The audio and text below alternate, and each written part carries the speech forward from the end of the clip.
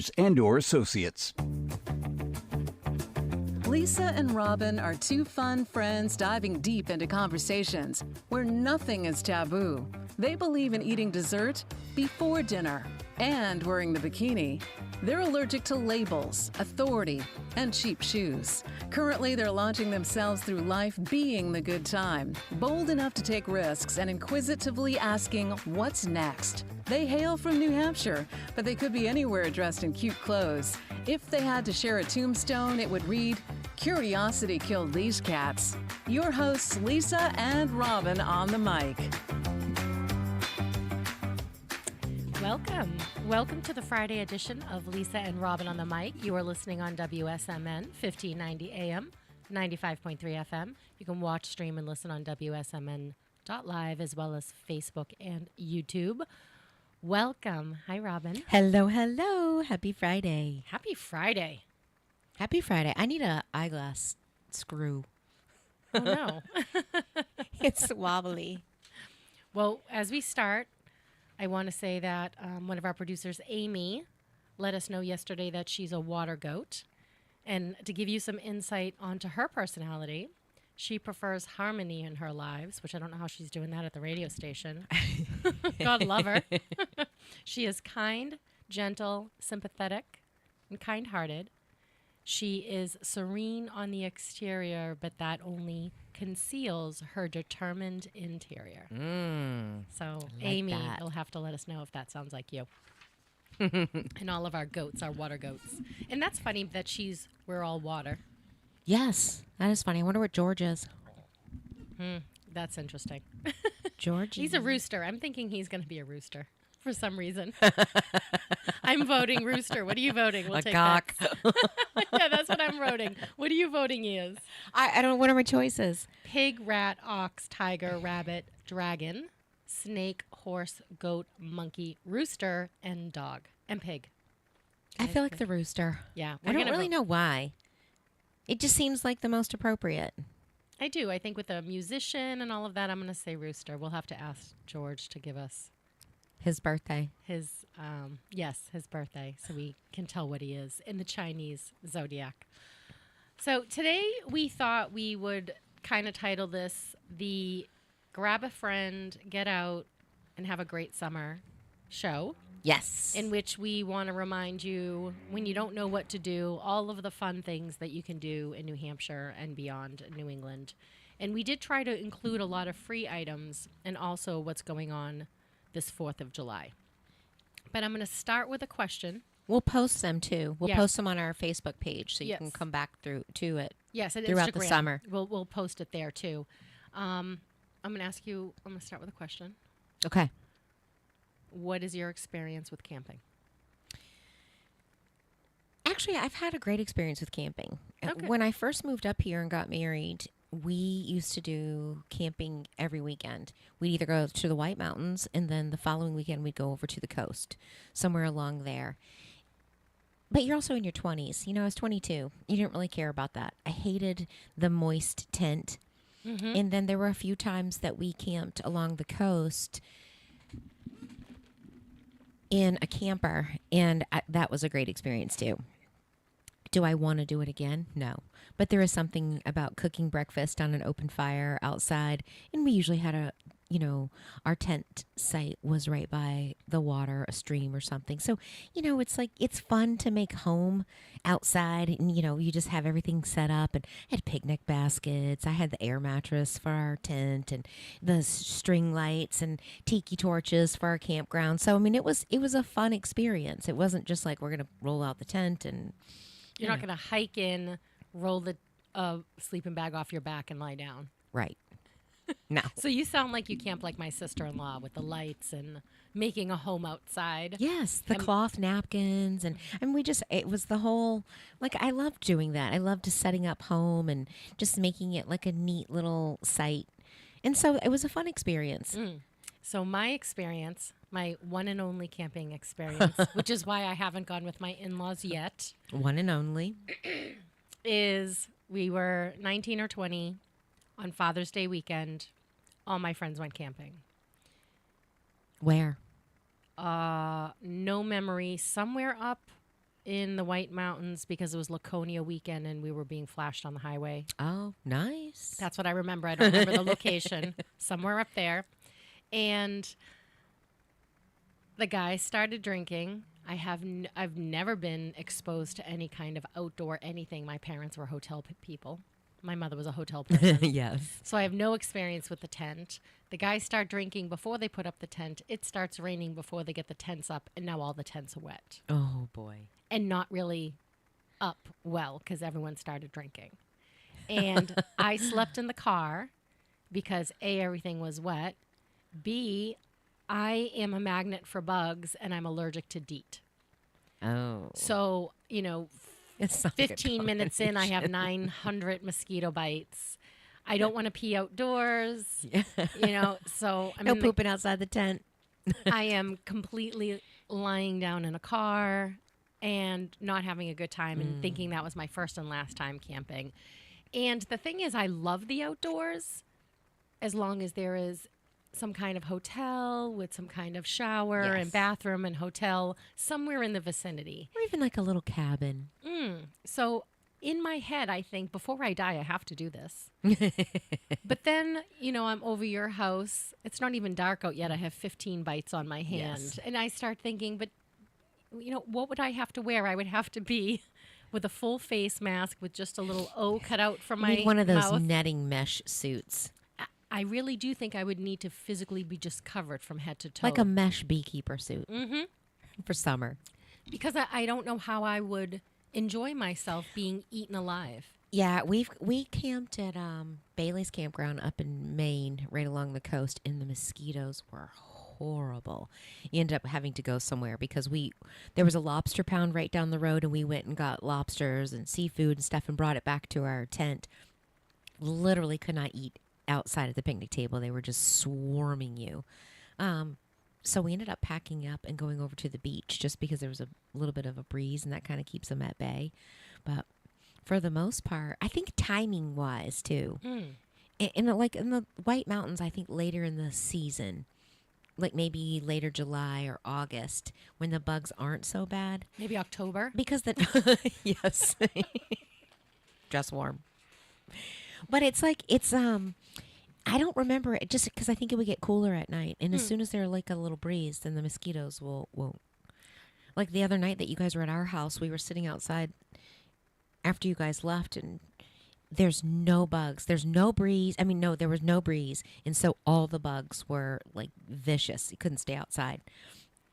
Last night, there was just the tiniest little breeze and not one bug. It was really windy this morning at my house. Yeah. Really windy.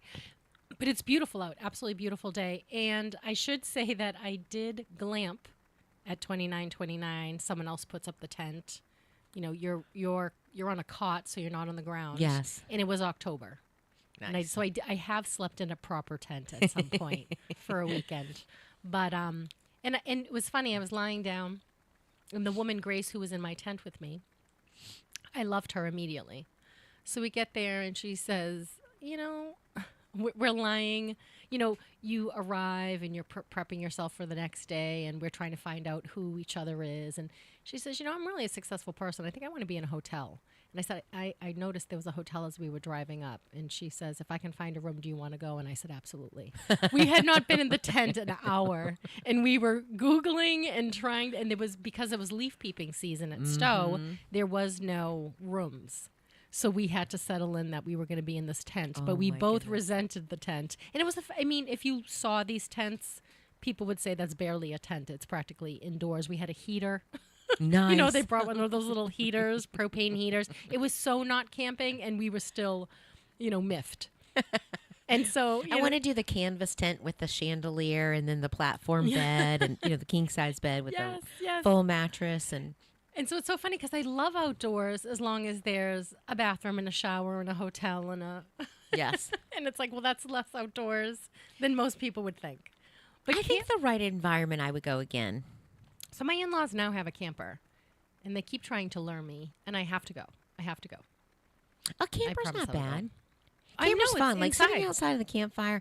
It's the things that, like the smell of campfire on your clothes and waking up in the morning and everything's a little bit damp and it feels sticky and it's just never comfortable. And when you're younger, I think it's easier to overlook those things and you're like, whatever. Right, because you're enjoying the experience, and as you're older, you're like, I'm uncomfortable sleeping in my bed I if I even remember- sleep at all. Yes. Up to I 3 o'clock remember in the morning. I remember my husband getting off of work and I had everything packed and we would head up to the White Mountains. Sometimes we'd get up there and we'd stop for dinner and I'd have everything packed, like food and everything. So we really just had to get to the campsite. We pulled in one night and it was super busy on all the on the campgrounds. And we just were so tired. It was like midnight. We pulled off on the Kangamangas and walked over the hill and set up our tent just in the middle of the night and got bare basics out of the car and then got up the next morning, packed it all up, and then moved to a new campsite. I'm like, man, you do this on Friday, Saturday. We packed, set up our new tent site at a campground, and then we would hike Lafayette, like right across from, was it, I don't know if it's Lonesome Lake right there, right at the base of Cannon. Across, we hiked that, and then you'd hike all the way back. Talk about, like, could I do that now? I would want to be, my feet were blistered, you're tired, and, crappy sleeping conditions. I was like, yeah. Or maybe sleeping outside after doing all of that makes you so exhausted you actually do sleep through the night. Is that possible? True. I don't know. I don't know. I think you answer. fall asleep faster just because you're so tired, but I don't think that I wake up feeling like, Rested that and was a good night's wonderful. sleep. Yeah. So there you can always camp in New England. This is the season to do it. So what we say as we go through here, there's always camping. That is true. We were so into hiking and camping years ago. We had a 3-season tent that had a stovepipe thing that you could go up so you could do a campfire in. We never did it, but Do you know how to set up a tent? yes. I'm so Well, impressed. we have an EMS tent, and it literally has like 3 poles, 4 poles, and they're so they snap together. So they're on that bungee on the inside, and they snap together all in one piece, and then you bend it. You just loop it through, and you just bend them. It's so easy to set up. We should probably, if we want some kind of humorous video, we should probably film me trying to put up a tent for the first time. We could do some tent setup relay races. I would lose. Do not bet money on me. Do not bet on Lisa. When the kids were younger, we were renting a house before we bought our house.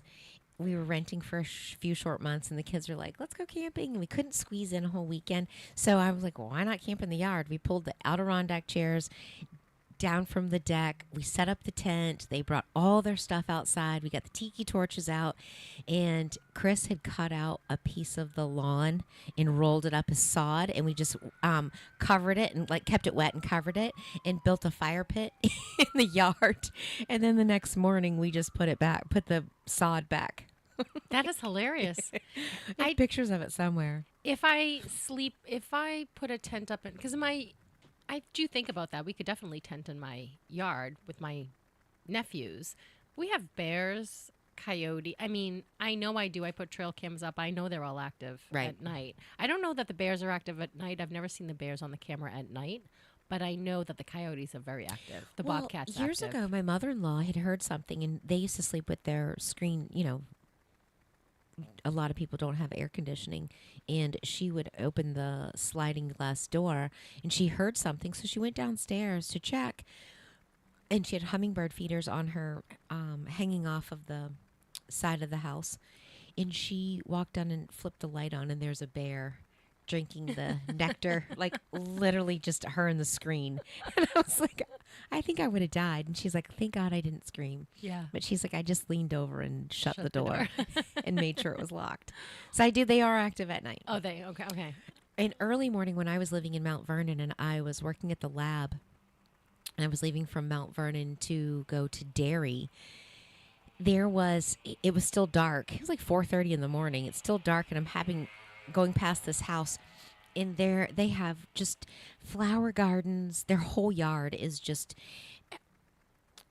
beautifully decorated with all these gardens and stuff. And they had bird feeders. Like they might have 10 bird feeders around their whole property. And I happened to just look over, and you caught something really quickly out of the corner of your eye. And there's a huge bear standing on his bird feeder. And they have the squirrel dome. And his hand is on it. And like I actually might have the picture of it, because it came out dark, so all you can see is kind of the silhouette of him, and he's looking over at me like, "What? I'm just getting a snack."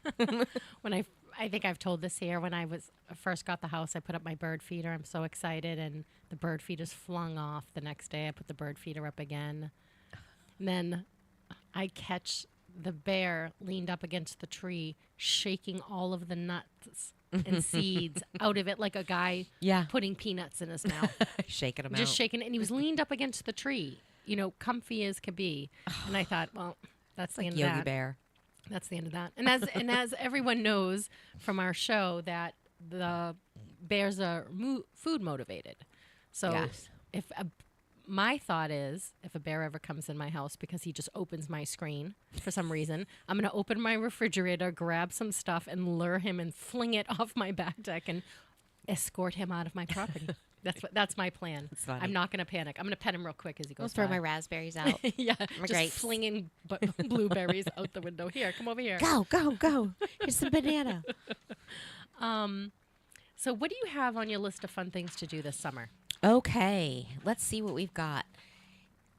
Well, first of all, I want to say, actually, I'll go down our list, but July 20th in Plymouth at the Memorial Hall, our boy Damien is going to be there. It's called Cage Titans. Ooh, July 20th down in Plymouth, Mass. excellent. So, MMA. MMA fight. Cage Titans. So, like, I wanted to read that one off. First one off my list. Perfect. And I sent him today open mic July, let's see, June 25th to July something. I think 26th.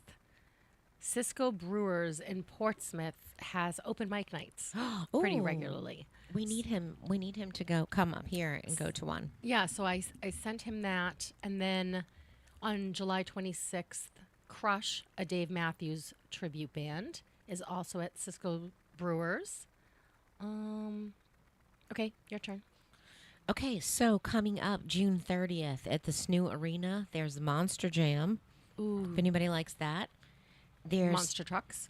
yes, things for free, and I'm think other towns might do it, but Amherst on the Green, I think it's every Thursdays. It's from June 28th to August the 16th. They have free concerts. Starting at 6:30. Starting at 6:30. So you can bring your blanket, have a glass of wine, bring a picnic dinner, or there's Moulton's right there that has amazing sandwiches. Oh, They have a too. great deli right back there, and I don't know if they do other things too. I haven't been in there in a while. It changed ownership, so I haven't been in there since they changed ownership. So Nashua Greeley Park has free concerts as well every Wednesday, Oh, starting at 7 p.m. And if you put Greeley Park events, they will list who is playing for every week. I did pull up the ones for Amherst. Hey, it's on 222. So my daughter told me about this place. It's called The Range in Mason, New Hampshire. So they have things. It's a driving range, but they also have like an ice cream shop. I think there's a restaurant there. On Thursdays through Sundays, they have concerts, cruise nights. Cruise nights are on Thursday nights. And then they have a blues and barbecue. I think those on Sunday afternoons. And then they have a tiki bar. So there's a lot of things that are going on for there. And I don't know that those are... I think those are free. I mean, all the blues and barbecue, so I just buy barbecue. But I think cruise night doesn't cost you anything to get in. I think there's people bring their antique cars and there's music. One of the things that I absolutely love, we did not do it last summer, and I want to do it again. Tubing at the Deerfield River Portage. It's down in Charlemont or Conway, Mass. So from Nashua, it's maybe an hour and a half ride. But you take your tour, and so there is the Great Outdoors and the Zor Outdoor Adventures. There's two places down there. So Zor Outdoor Adventures, they will rent you tubes if you don't have tubes. But they also do whitewater rafting. So you can sign up for that. But something for free at the Great Outdoors, they have a shuttle bus that runs up to the top of where they let the water out at the top of the dam. And there's different places along that place that you can park. So we bring our tubes, we pack our picnic, and we drive up. We drive up to park. We get in. And then it takes about 2 hours, and you can get out. There's a big sandbar area. There's a rope swing. You're just kind of floating down the river, and a lot of it is, it's so clear. And most of it's shallow. I don't think there's any of it over your head. But there's maybe waist deep, maybe up to your armpits at some places. And there's a couple places that it runs pretty fast, but you're kind of moving at a quick clip. And I think they'll let it out at noon. So you can go on to the Deerfield River Portage and look up the schedule, when to let it out. But at the Great Outdoors, there's a flag that tells you where to get out, and you'll see the bank. And they have a shuttle for $5. They'll drive you up to your car. So usually somebody will stay behind, and one person gets the shuttle. So for $5 and some gas money, that is a great way to spend the day. Yeah, especially when it's really hot out. Yes. Do you want to get into fireworks now? Milford Drive-In. Oh, are they still doing the drive-in? Yes, as far as I know. We used to do it. So in the back of the truck, we used to take, my son had an old futon. So we have the futon mattress. You put that down in the back, and we took our cushions from our outdoor couch and put them up against the back, and we'd pack we'd pack a dinner, have a glass of wine, and it was like a romantic little thing. I didn't do candles, but I did that little battery operated candles and sat there, and I don't know what it is now. I think it's like $30 or something per car. Yeah. So for a night, that's a great night out. And that is super fun to do with kids. Yes. As long as it's a movie that they can see. Yes. Yeah, we used to do it with the kids all the time. It's great memories, but sometimes, Chris and I have done it too, just to hang out. It's a nice night outside, just to chill out. But that's great. I forgot. I didn't even know that they were still doing that. That's awesome. Yeah, I think people forget about it, and I don't know if there's another drive-in anywhere close by. I don't think so. That was always just a fun thing. We also have Andy's Summer Playhouse. They have some tickets. They have plays. That's in Wilton, New Hampshire. It's just like there's one in Peterborough too, a playhouse. But Andy's Summer Playhouse, there's like wooden benches. I think it's a dirt floor. But some of the plays that come out of there I was impressed. They have tickets starting at $5, so that's like a good evening. You could go down to, I don't know what's a great restaurant down there. Let's say you can go somewhere and get a lobster roll, go have dinner. There's a bunch of places down in Milford, but they have tickets for $5, some of those. And they also have an improv nights there. The Amato Center in Milford also does plays and performances, and those are really cheap too. Their tickets. Let's see what else we got. So I have on mine, don't forget the racetrack in Loudon. Oh, yes. They have no prep street racing on Friday nights. So you can go and watch people drag and do all of their stuff. Oh, I didn't and then they also have the NASCAR ovals.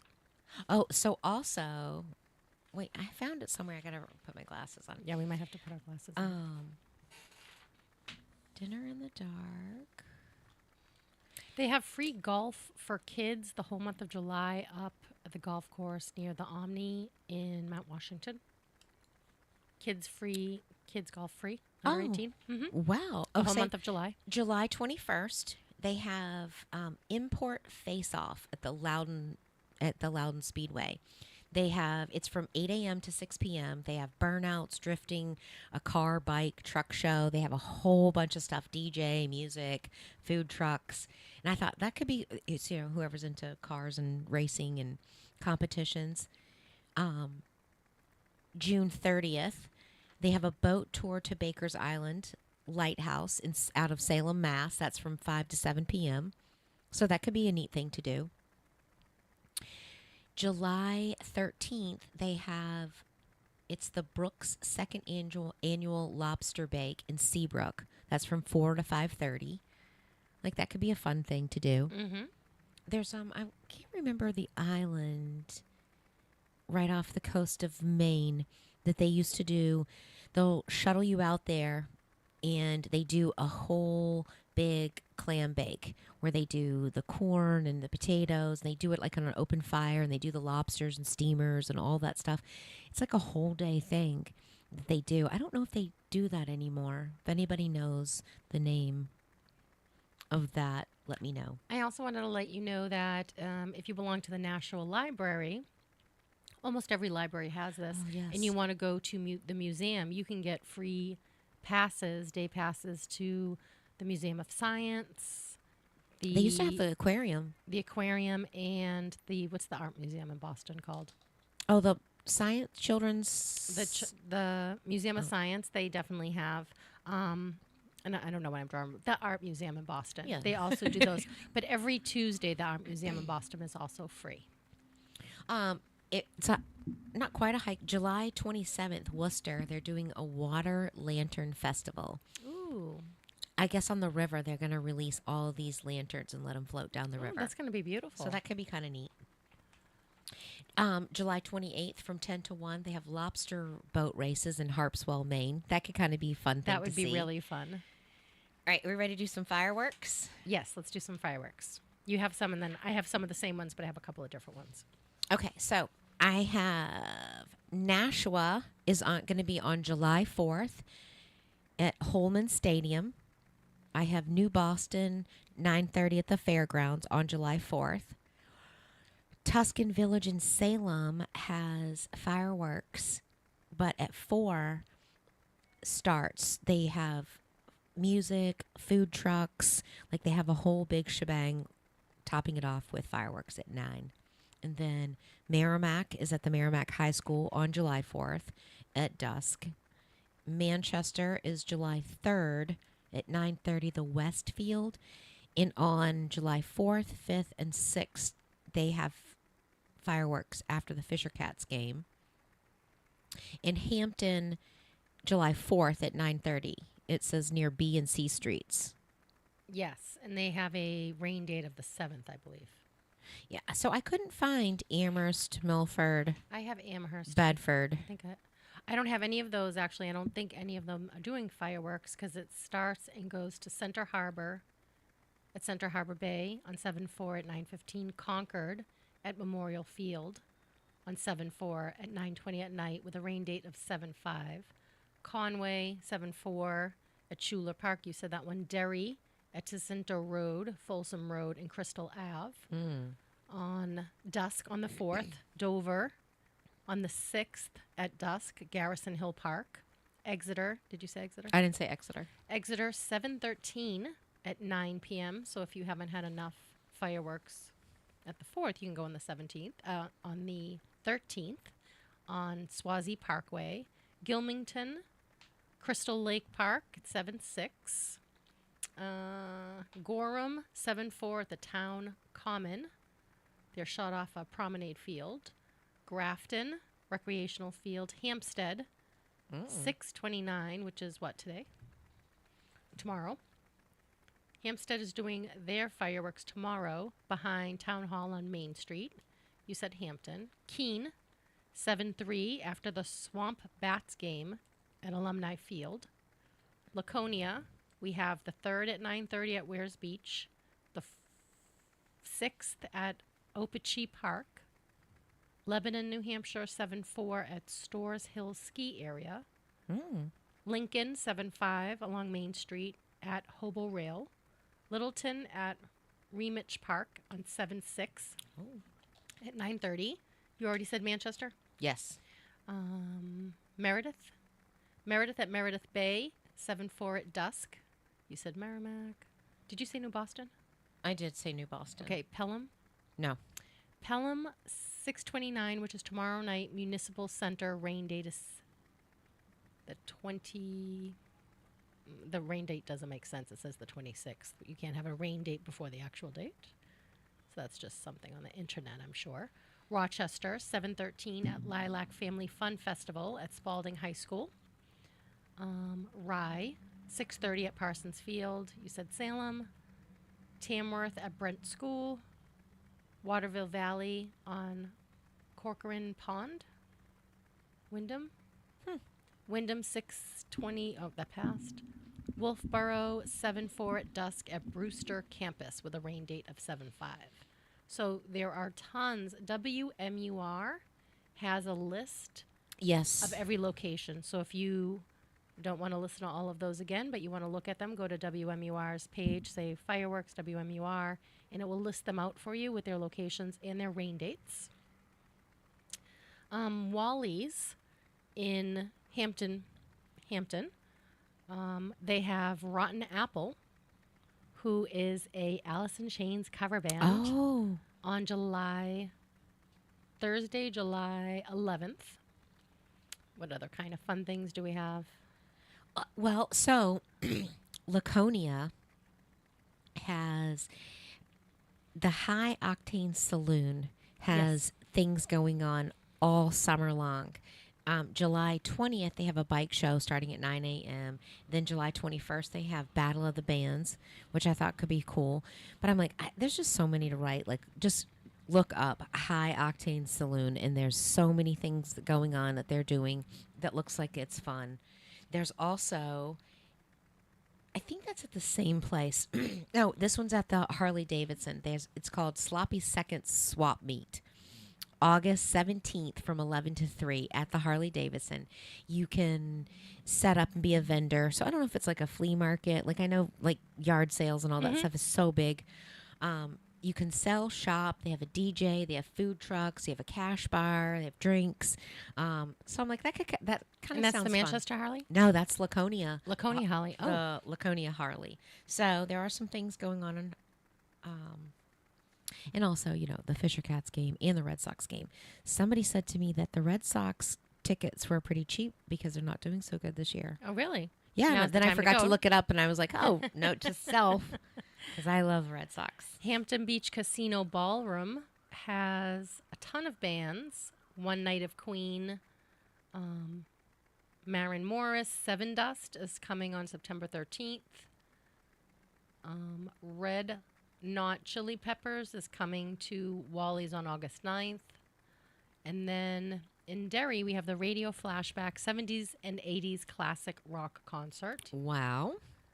Well, July That 9th. is at La Belle Winery. La Belle Wine. Oh, yes. I actually forgot to look that up. And Tuscan Village also has a lot of things going on, too.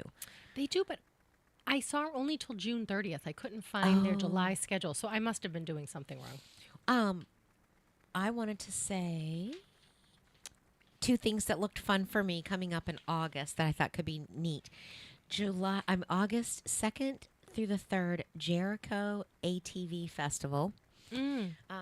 So they have... You can dirt bike ride at Jericho as well. Yes. So, and actually that day, so I was going to just read it.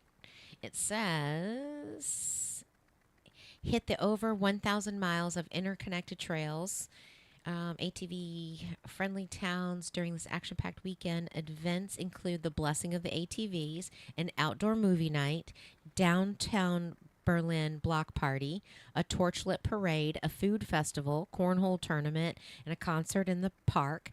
ATV curfews extended for Friday, August the 2nd, Saturday the 3rd, and all riders must be off the road by 10 p.m. Another thing that I thought was... That's going to be really fun. I thought that kind of sounds fun. No, I don't have to get this one. Suncook Valley Hot Air Balloon Rally. Ooh. August 2nd and 4th at Drakefield, Barnstead Road in Pittsfield. Not only will you be able to see the arrival and takeoff of these gorgeous aircrafts, but there's plenty of events including helicopter rides, sunrise, balloon rise yoga. Does that Oh, mean so you you're do doing yoga in a balloon? No, while they're going off as your backdrop. Carnival rides, a river raft regatta, a pancake breakfast, and fireworks. And I thought that would be cool. I have no idea how long it takes to get to Pittsfield. I've lived in New England a long time, and I don't know that I've ever been to Pittsfield. I must have. I know I've been to Pittsburgh. I'll Google it. July 13th, Keep New Hampshire Brewing Festival is in Concord. 26th of July, there's a Sail Portsmouth event. Ooh, that must be fun. So I just thought those are kind of cute. Those are kind of neat things. And of course, September 6th through the 8th, and I don't we don't want to wish summer away, but don't forget the Seafood Festival in Hampton. And June 28th to July 7th, they're having the 50th annual Prescott Park Art Festival. Nice. So I think that runs, I don't know if that's just runs all through the weekends. And again, candlelight concerts. We just went. That is at the Rex Theater in Manchester. They'll do, I just looked quickly, they're doing a tribute to Queen. It's all string quartet. The Beatles, Mozart, Vivaldi, a tribute to hip hop. I was on there earlier today, and some of the tickets are starting at $10. And there is not one bad seat. They have Green River, the Ultimate John Fogerty Band, Summer Series at Abbey Griffin Park. What else did we have? Let's see. Well, if you want to go down to Boston, there's a website called Fever, Fever. Like I have a high fever. I want to go. They have the flamenco dance performance. Wow, I can't talk today. By the Royal Opera of Madrid. And I thought that would be cute. I mean, I think that would be really neat. Another neat experience I saw is Dinner in the Dark. You're blindfolded at premiere on Broadway. I thought that could be neat. They blindfold you, and it's like candlelight. Now, you can pick your menu. I think if you want like red meat or chicken or things like that, but I don't know. Do they cut it up for you? Because I could imagine this could be a long dinner if I can't see my steak. Right. You just pick up the whole thing, you know. Can you imagine trying to cut it blindfold? What if you get your finger? No, I can't imagine that at all. Don't eat spaghetti. I wanted to list a couple of waterfall hikes. Ooh. Center Falls in Lindenborough in Hillsborough County. Upper Purgatory Falls in Mount Vernon. Oh, we've been there. Is it nice? Yes, it is really nice. It says from Upton Road Trailhead, 1.2 miles one way. Difficulty moderate. Went to visit May through October. Altitude gain from Upton Road Trailhead, 75 feet up and 175 feet down to the waterfall. Lower Purgatory Falls. Tucker Brook Falls in Milford. So these are, some of these are really short, and some of them are really close to Nashua. Then we have, Wilton has Garwin Falls. Again, quite a short hike. 10 minutes from the base of the walk. Beaverbrook Falls in Keene. In Pinkerton Notch, they have waterfall hiking. Mm-hmm. So I thought that could kind of be neat. You are gonna, you rappel up, or can you rappel up? Carabiner. No. You can rock climb. You can definitely rock climb. See, he's walking up. He's got the rope, and he's walking up it. So I don't know if he can rappelling. So he can rappel down, but so he's kind of hoisting himself up. That looks fun. I also found that I did not know Nashua has a scavenger hunt for downtown Nashua. Those are running, I don't know how often they run, but you can look up Nashua scavenger hunt. That would be something to do for a family. You have guests, just to kill some time. You run around the city. That would kind of be neat. And Nashua also has a murder mystery detective experience for like $15 a person. I think my sister-in-law have to do that. We're always into the true crime piece. What do you think about do you know about the Karen Reed hung jury? Oh, I didn't know the verdict. I did look this morning and I didn't see anything, but that was at like 5:30 this morning. So, yeah. So we have my girlfriend keeps me updated because I don't want to get too involved because I can't lose the summer. And so she was just giving me, she gives me my daily updates or my every other day updates. And she texted me that they're going to have to continue to deliberate because right now they're hung. And that they didn't want a hung jury because of several different reasons. But obviously they want the case to come to a conclusion. Her boyfriend was a cop. So this is how little I follow the news. I know that this is what I know. Her boyfriend was a cop and she is accused of running him over and leaving him for dead. Mm-hmm. And then I saw something. She was told that she said that the dog bit him or something. That's why there's scratches on him. But how does that, what does that have to do with anything? The scratches from the dog bite. Well, he did have dog bites on him. If he's dead, he's dead. Like, Right. So they're accusing her of running him over. And she's saying, no, he was attacked. And part of the dog thing was part of the attack. And does she have a medical condition or something? Somebody said something about her. She has a condition. A kid was holding a sign up or something saying that, I have that too. Yeah. No. So I'm like, I don't follow all of that. And I was like, I can't get into the drama.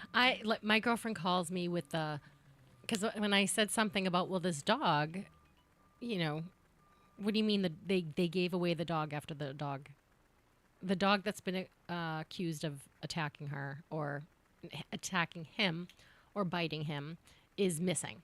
Like it was given away or it's dead. And then the house in which this was all happening at, the basement floor, was jackhammered up and all the drywall's gone.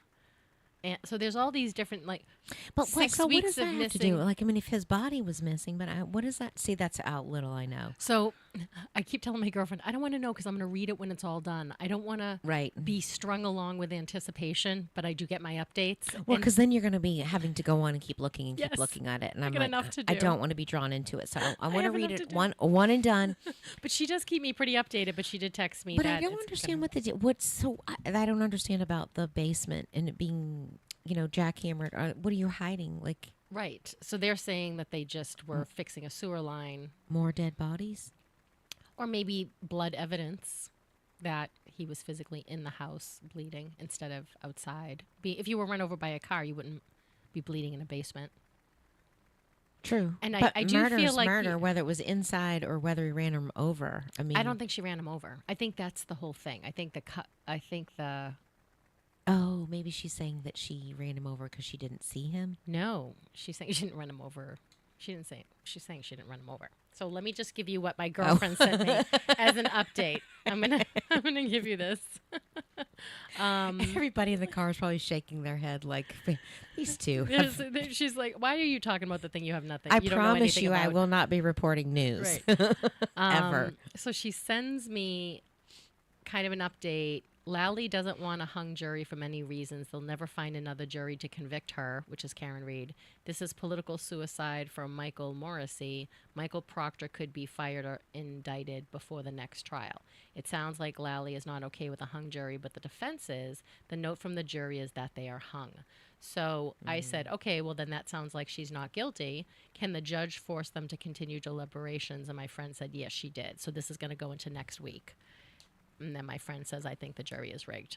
It's going to get ugly out there. She's like, my friend says, Yeah. there's going to be a riot. She thinks there's going to be a riot, whatever the announcement is. She says, and this is in Canton, Massachusetts, and she says, everyone down there, that's all they talk about at any time is this trial. And she tried to get me lured in. She was telling me a lot of details, and I started to get sucked in, and I'm like, no. This has been going on a while. I'm like, no, I don't want to be involved. So she just gives me her updates. And she said to me, I don't know what I used to do before this trial. I don't know how I occupied myself, but I do nothing. I know the girl But that this. does my hair. She was, I forgot one of the other big trials last year. I don't think it was local around here, but there was a big murder trial or something. They had it playing live. They were waiting for the verdict to come out. They had it on TV, and that's all they were talking about. Like, oh my God, we just live and breathe. I can't do that. Yeah. And somebody was like, "Are you watching the debate last night?" And I'm like, "What? Who, TB?" And I'm like, "Nope." I did want see no a part of meme- that. I did see a meme that said that they were talking about their handicap in golf, and I was like, "Oh, maybe I would watch that part." Yeah, that part I would watch. No matter what happens there, I'm not changing my opinion or vote, so I'm not going to waste my time doing it. Plus, I was trying to get some rest. I've been reading this great book. So someone at yoga was talking about a book that they fell in love with. So then I bought that book, and I fell in love with that book, and it's a series. So now I'm into the next book. So I thought I could watch the debates, or I could be into my book. Yes. So I got into my book. Yeah. What are some of your funnest memories of summer growing up? Canopy Lake was one of mine. I used to sleep over at my uncle's house, and he used to take me to Canopy Lake, and that wooden roller coaster I used to love. Oh my gosh, you can hear the clickety clack. Busch Gardens was probably one of mine, and we used growing up in Virginia, we weren't close to an ocean, so Myrtle Beach was always a big thing. You know, we went down there and would spend a week, and it was so exciting when we got to bring a friend. Like, it was such a privilege. Like, it was such a privilege to bring another friend over. And I think about how our kids, yesterday. They'd never not have friends over. When I got home, I'm like, there's 4 boys in the pool. And I'm like, wait, I want to come out here. Just like, and they're playing football. And, it just, so it's not, and we've had our children's friends have been going on vacation with us since I think they were 10 or 12. So like 10, 12 years. We've had somebody else going on vacation with us. And I feel like, why not? If I can just, be a blessing, if I can be a blessing and give a gift. And they're good kids. Like, I enjoy being around them. And so that is a huge thing because I don't know. I just saw a meme that says, we do the same things we did before we have children. Just now it's all ruined. Yeah. And I remember one of my friends telling me that they were considering taking their not adult children, but not small children, say teenage children. They were considering taking the kids on vacation with them, but then I said, it's kind of good to get away and just rekindle the romance and not be with the kids all the time. I said, you should do it alone. And she said, no, we're going to take the kids. And then she called me from the vacation. This was the worst decision ever. So-and-so broke up with so-and-so via text message. They've been, and I'm like, oh, and your 1 week vacation is ruined. Yes. So the next vacation after that, she took without her children. Yeah. So I think you should do both. I think you should do both. Because I think that you should. So one of the things that, when our kids were little, my husband and I agreed that we felt very strongly that our kids will be a part of our life, not the other way around. And so I was very conscientious of, like, when we would go over to people's house, I'd bring their pack and play. I was conscientious about setting up their bedtime routine so that we could do it anywhere. I did not want to lay down. And having 2, it's really hard. I mean, if I had to rock one to sleep, then I've got to occupy another one while I'm trying to get this one to sleep. If I'm by myself, so I'm like, I can't do that, because then I spend an hour rocking this one and that one's gone. I put this one down and now I got to go rock the other one. I'm like, no, we're not doing that. So we had to have a routine that was just simple. The earlier that you learn, your babies learn to pacify themselves and comfort themselves and put themselves to sleep. So I had a pack and play. We had the monitor had the little lights that had stars that would go across it, and it would play for like 5 minutes. So what we did was we each had a baby, and we'd turn the music on, turn the lights on, and we would hold them and just rock them just in your arms a little bit, listen to and they would be looking at the lights. But I literally did that until they were like 3. And then you just lay them down, they say goodnight, and out you go. That was it. And I'm like, oh my God, high five me. Yes. But we could do that, and I got them used to sleeping in their pack and play too. So I would put them in their pack and play at home so they would get used to spending the night. So we had 2, so I'd put them in their pack and play at night. And some nights Jonah would come on, and he'd rub his hand like along the bed. And he'd say, Mommy, is tonight a good night for a pack and play night? Just he not liked the really pack and play. wanted to, I'm just going to slide that in there. And I'm like, sure. But my kids also, the little play pop-up tent things. My kids were always having a sleepover in each other's room. She's like, can we have a sleepover tonight? I'm like, why not?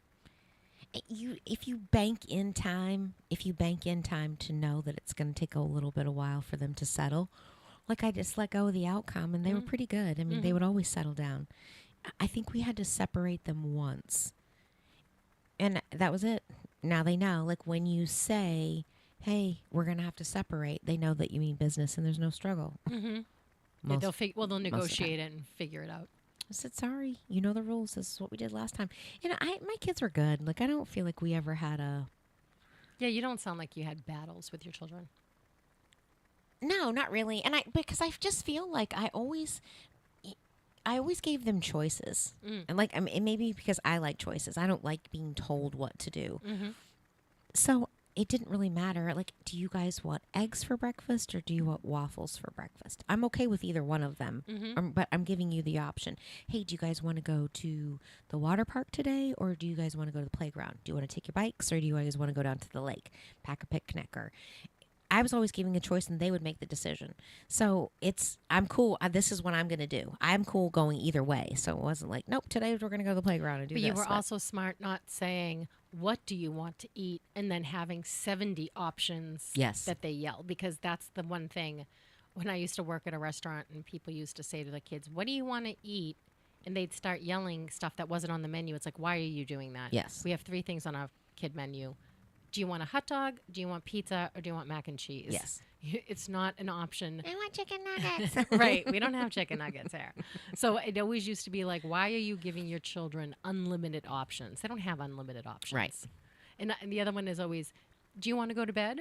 Do you want to leave? Like I take my nephews to the water park, and I call it the water park. It's just the pool. And then they have a section for Like a playground, a water park, a little, yeah. Yeah, so they have the The sprinklers fountain, and the fountains because you don't want them drowning because they're too little to swim in the pool.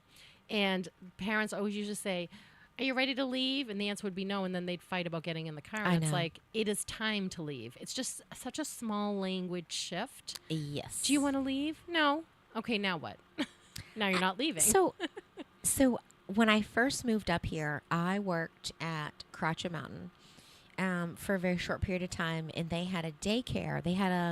It was like actually newborn until kindergarten for all the employees that worked there. They could drop their kid off there. Awesome. And I worked there for a little while. I had this one, a lot of women did it. A lot of parents did it. But I had this one that I remember. She would go and bring balloons and lollipops and like candy and all these things. She's literally, and this kid gets dropped off at 5 o'clock. It's 6 o'clock in the morning. And so it's 5 o'clock at night, and that's a long day. And those kids, they're tired. Mm-hmm. But she's like, come on, Tony, are you ready to go? And he's like, nope. And she's like, okay, 5 more minutes. And it was always a half an hour, 45 minutes getting that kid out the door. And she would bribe him with all that stuff. And I was like, nope. Thank God I had witnessed that before I had kids, because I was like, my kids will never do that. Mm-hmm. It's you pick them up and you take them. Mm-hmm. There's no other option. I don't care if you scream and cry. Mm-hmm. You're only going to do it 1 or 2 times. You're Right. not going to do it before you realize it's just a power struggle. I'm My not mother- negotiating with you. I want to go home. My mother said that I threw a tantrum in a supermarket. She picked me up out of the carriage, left the carriage exactly where it was, took me home, put me upstairs in my room, and she said she was so like, this was back in the day where you don't cry in public. Right. That was like an embarrassing thing. She said, I was so horrified and humiliated I couldn't even look at you. You had to like cry it out in your room. She goes, and you never disobeyed me and you never threw a tantrum in public again. Like, that was so formative that she said whatever. I said, no, I threw a little tantrum, and that was that. We went home. Yeah. And what I think a lot of people have a struggle with is, well, I don't want to leave here right now. Right. So I'm just going to. So the biggest lesson for me, and the thing that if, I'm going to give advice, and if it resonates, that's great. If not, just let it go. It's not a big deal. One of the biggest things for me was, put your money where your mouth is. Do not say something that you're not willing to back up. And I would say, so I got tested, I always planned it. So we lived in Francistown at the time, and we had to go to Target in Nashua. It's 45 minutes. It's back roads. It's 40. So I would plan it so that they would have their snack. My kids loved books, so they had their little books and their snacks. And we'd get into Target, and we'd stop at the dollar spot, and they could pick out a toy. They could pick out something, and that would get me through. And then I would say, you guys can pick out, if I'm going to get snacks, he can pick out a snack and you can pick out a snack. You can pick out your own snack. Or if you're going to do, you can pick out one junk food thing. And so sometimes his would be cereal and hers would be crackers or whatever it is. And then they would negotiate between themselves of like how they're going to share it. But it eliminated the battle. And I just said to him, he was fussing and he wanted to get something else. And I just said, no, we're not going to do it. And I said, I'm going to have to put it back. If you're not going to behave, we're going to have to put the toy back. So I had to put the toy back, and he cried and fussed. And I was like, do I need to walk out of the store? And he's like, no. And then he started fussing again. He brought it up again, and I said, okay, so the next time, if you can't control your body, if you're not going to calm your body down, we're not getting this. We're going to put your fruit snacks back too. So I'm like, I'm just going to start taking them away. And so I already put the toy back, so he already knows, like, all right, I better be good. Another time, if we didn't really go out to eat a lot with them, but we were coming home from somewhere, and we stopped at D'Angelo's, and he doesn't like sandwiches. He's never been big on sandwiches. So he didn't want to go there. He wanted to go to McDonald's, but it was Kayla's turn to pick the choice, and she wanted a sub. So he is fussing and giving me a hard time. So their dad was standing in there, and I picked him up. I put him in the car, stuck him in the car seat, and we have tinted windows in the Suburban, and I just said, I'm going to stand right here. I'm going to put you in your car seat, and you can scream and kick and shout, do whatever you want. That was the very last time. And I said, when you're ready. And he knocked on the window, and he said, Mommy, I'm ready. I'm ready to be good. That was it. Put your money where your mouth is. Put your money where your mouth is. Stay tuned to Lisa and Robyn on the mic on WSMN 1590 AM, 95.3 FM on WSMN.live, Facebook and YouTube. We will be back at the top of the hour after this small break.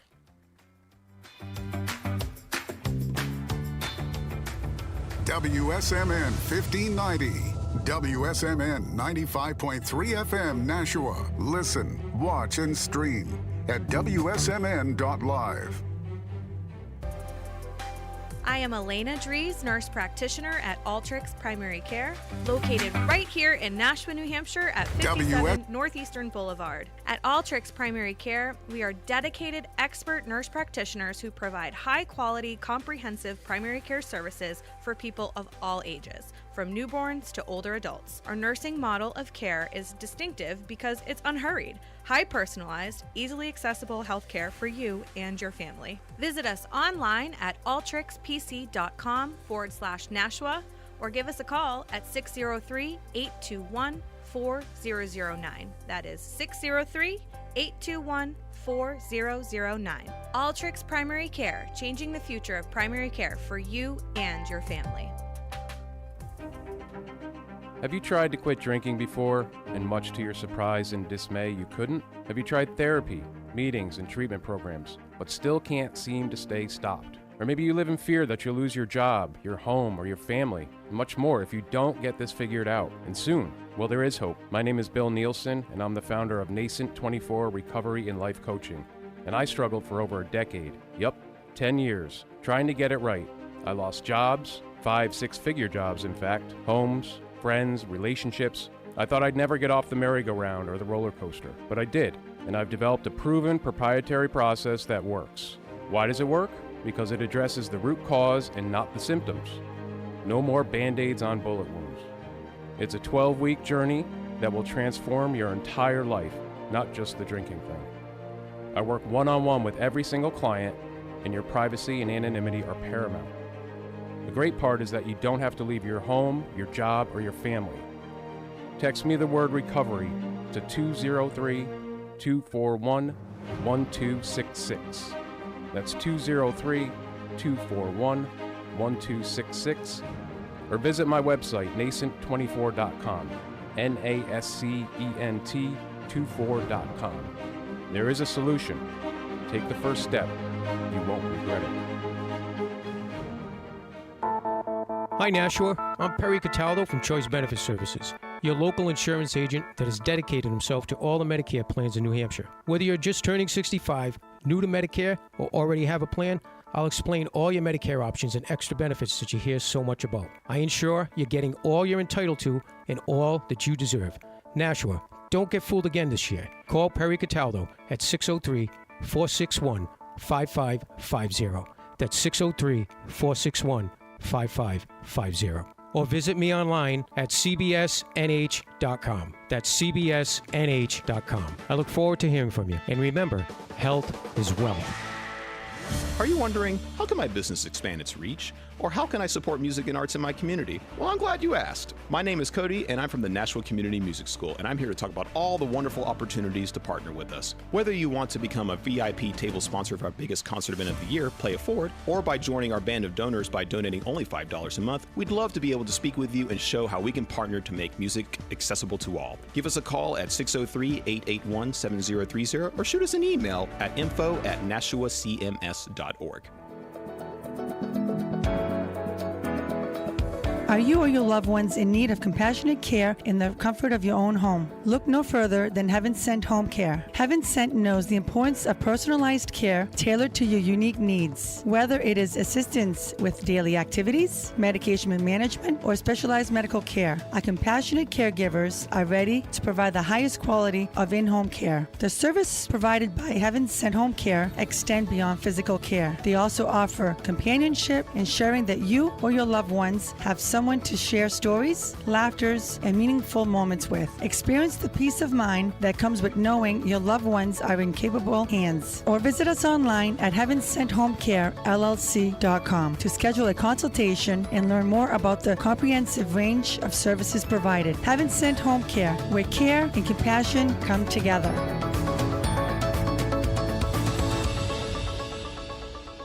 The views and opinions of the following show do not reflect those of WSMN, its owners, and/or associates. Lisa and Robyn are two fun friends diving deep into conversations where nothing is taboo. They believe in eating dessert before dinner and wearing the bikini. They're allergic to labels, authority, and cheap shoes. Currently, they're launching themselves through life being the good time, bold enough to take risks and inquisitively asking, what's next? They hail from New Hampshire, but they could be anywhere dressed in cute clothes. If they had to share a tombstone, it would read, "Curiosity killed these cats." Your hosts, Lisa and Robyn, on the mic. Welcome back to the second hour of a fun Friday with Lisa and Robyn on the mic on WSMN 1590 AM, 95.3 FM. You can watch, stream, and listen on WSMN.live as well as Facebook and YouTube Live. We were talking the first hour about fun things to do over the summer, and I think we came up with a number of really good, inexpensive or outright free options so that you can grab a friend, get outside, and go have a good time this summer. I think we're all pretty exhausted most of the time from all of the things, and I think play and excitement and enjoyment and friendship are such a key component. What I remember the most about enjoying my summers is the friendship part of it. You know, going down to the pool with your friends, going to the beach with your friends, just that whole... I did enjoy school. As an only child, I loved reading and all of that stuff, but I also enjoyed my summertime and all of that free time to play. And I just saw a couple of frightening statistics, and one of the statistics is that human beings in the United States now spend 93% of their time indoors. So that includes 93% of the times. How many citizens, how many people? How many million are in America? I don't know. What was the number again? What was your percentage? Oh, it was 93%. So 93% of Americans spend their time indoors. No. 100%. Take all of the Americans. That's what I was I'm sorry. What's the volume? Take every American. We're now spending 93% of our time inside. Wow. Not outdoors anywhere. Inside. Not me. Well, and so you're probably, say you do 70%, that means someone else is doing 100%. Yes, that's right. Because I'm also not 93%. But, Johnny agrees with me. He says that he camps at the Westin Hotel. Yes. We can camp together, Johnny. We have the same camping abilities.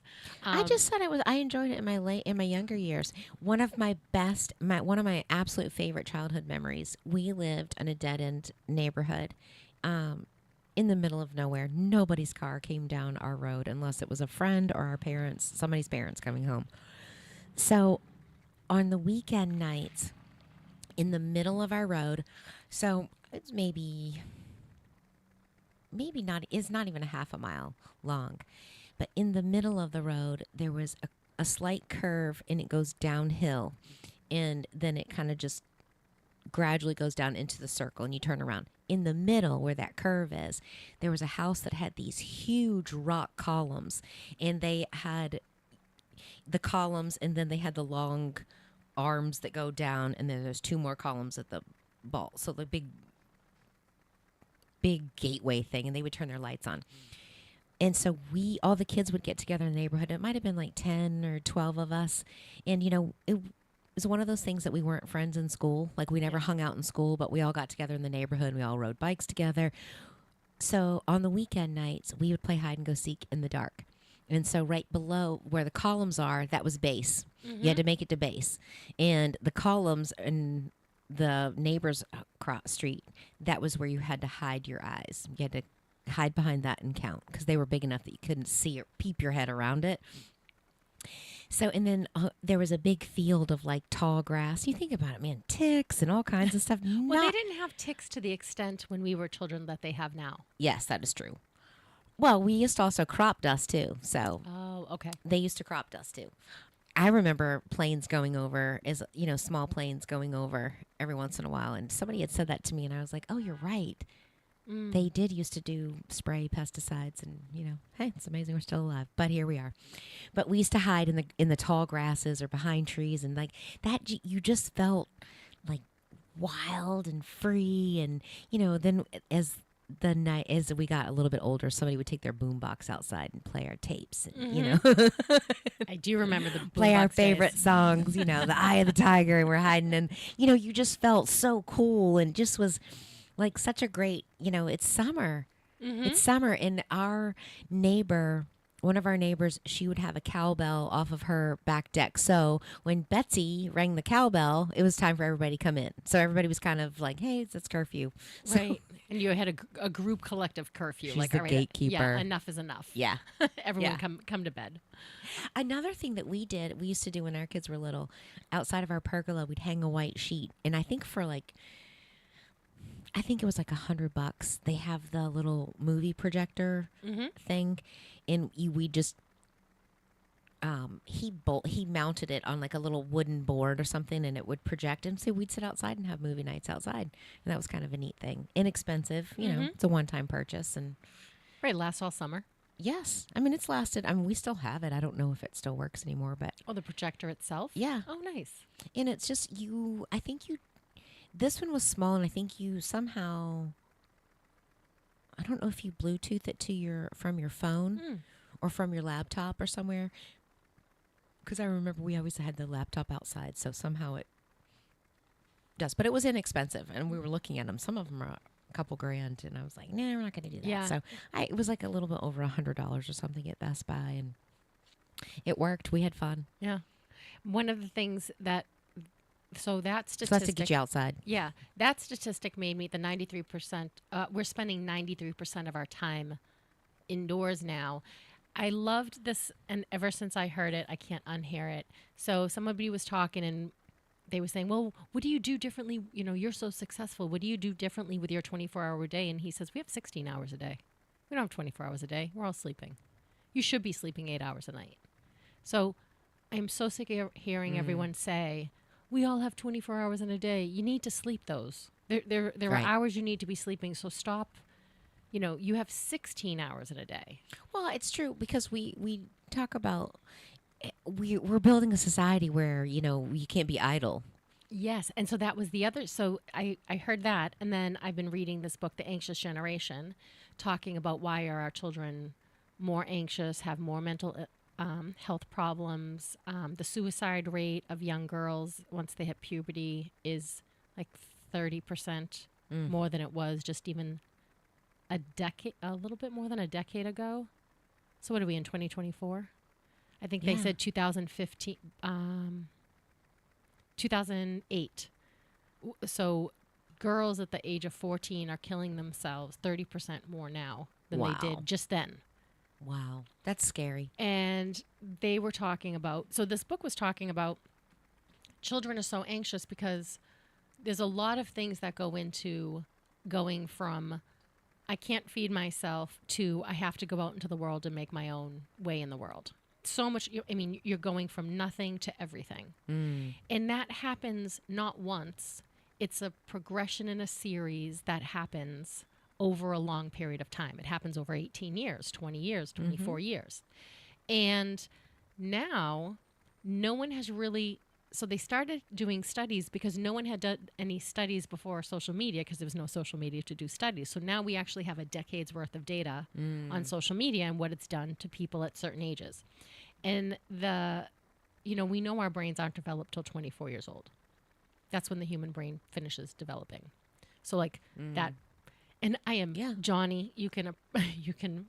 Johnny's a scientist. He can tell me what part of the frontal lobe or what part of the human brain The hippocampus develops last in your adulthood. And that's the part that develops last. But in here we are giving children 4, 5, 6, 10, 12 phones and having access to all of this information. And we didn't know how it was helping developing brains. But one of the things they distinctly know is that it's changed play.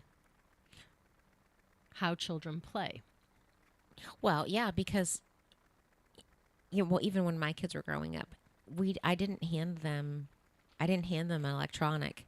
They can explore and do things, but how many times is a book actually put into a child's hand? Or we don't encourage. And even when my kids are 22, and even growing up, like everything was a planned play date. We didn't have to, you don't play with friends in the neighborhood, and we didn't really have a neighborhood per se. We always lived on a road, but that's different from your generation to the next generation, which was your children. Is your parents would say, get outside. Part of that was your parents were like, I don't want to look at you. I don't want to entertain you. Right. I don't want you messing up my house. Yes. And I don't want you laying around I don't want you laying around. I don't want you watching television or playing video games. So get outside. Right. Go figure it out outside. Right. And so you were thrust out into the world, into your microcosm of a world. Yes, we built some weird forts and mud ball fights, and but I think that being bored, we don't allow our kids to be bored. Yeah, they're never bored. Because that's where your imagination comes in. We don't allow them. We're always trying to stimulate them, even if it's just to get them out of our hair. We don't want to deal with it, but you have to find something else than other than an electronic to do it. And that's giving you stimulation. That is giving you the input. You aren't deciding what's happening. You can swipe and pick and choose but it's input coming in. You're not creating something. So one of the things that it was saying about how it changes play, the purpose of play and the reason why play is so integral to becoming, it isn't even integral to becoming a human being.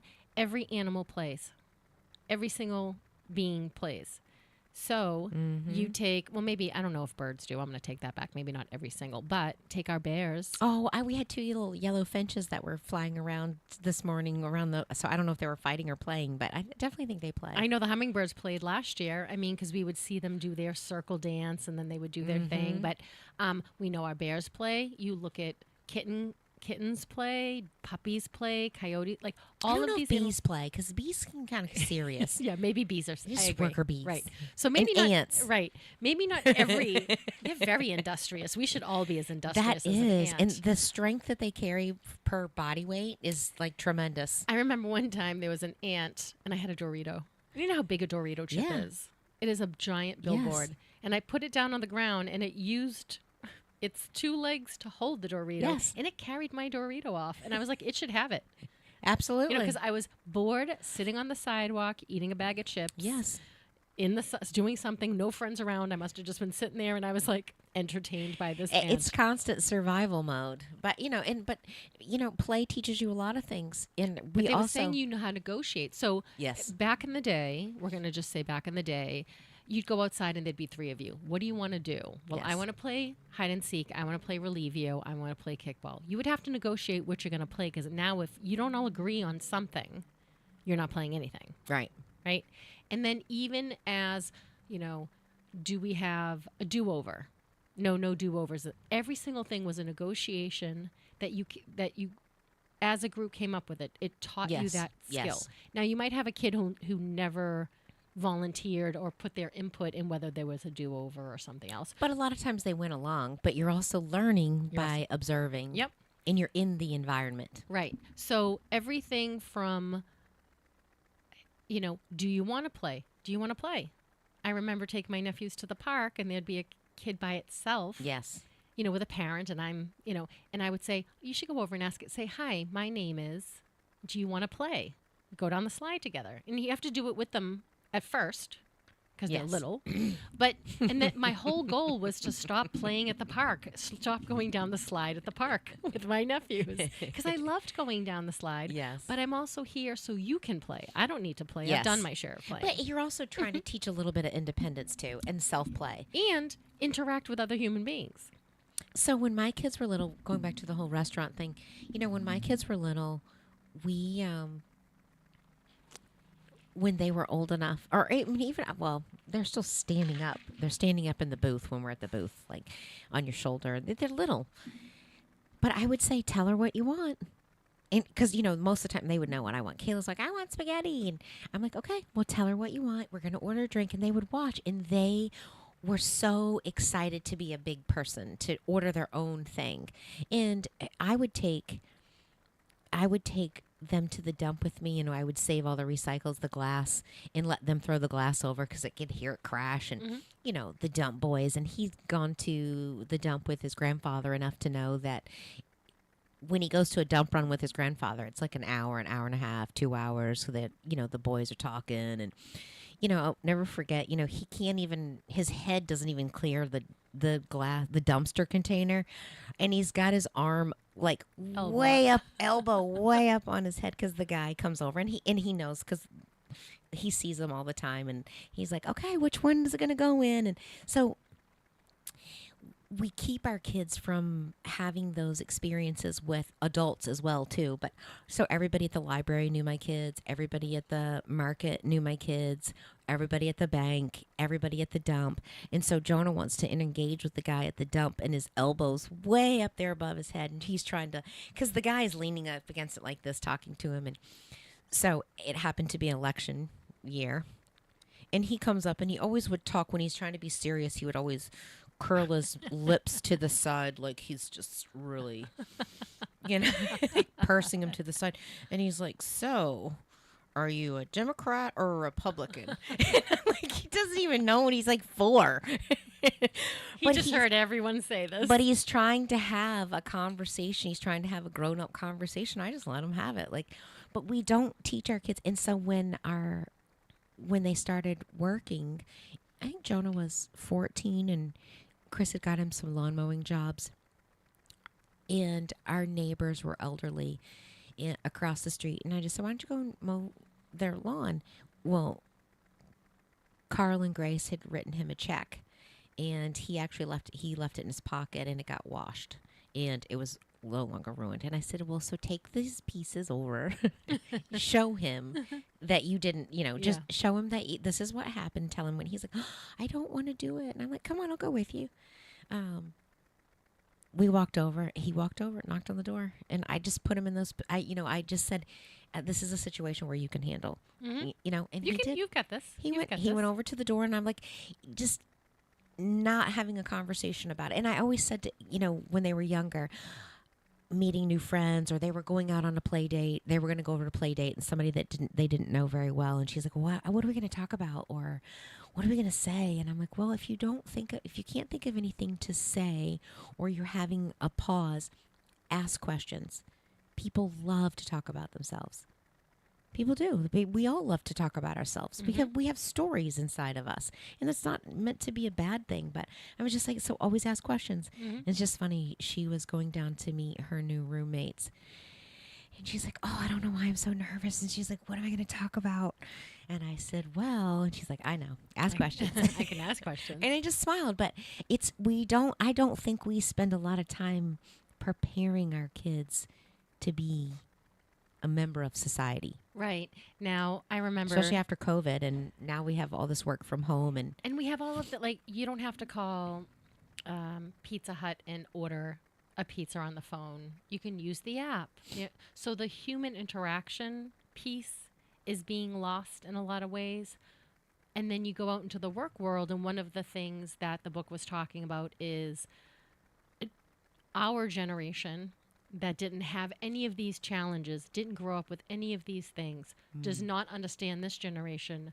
Why aren't you taking initiative? Why aren't you doing X? Why, you know, and that they're coming in, well, just tell me what to do and I'll do it. I can't tell you what to do every minute of every day. Right. Because you need to see what needs to be done. I couldn't possibly explain everything to you. Like one time, someone had done something really horrible in one of our apartments, and they said, well, it didn't say I couldn't do it in the lease. And I said, because we can't possibly guess all the stupid things people all might of the do. things that you would want to do in a residential home. They took all of the doors off, and they brought in a vehicle into their living room. Oh, my And word. we're changing the oil. And they said, it doesn't say I can't do that in my lease. But we actually do have something that says you cannot use your residential lease, your residence for anything that's commercially. You know, we do have an actual phrase. Do not park your car in the living room. And I did say, well, you can't do any commercial activity, which is oil changes are commercial. But then I was like, and I couldn't possibly. Who would ever think I'm going to take off all the doors to my my apartment and bring a car in and do my oil change? Why won't I do my oil change?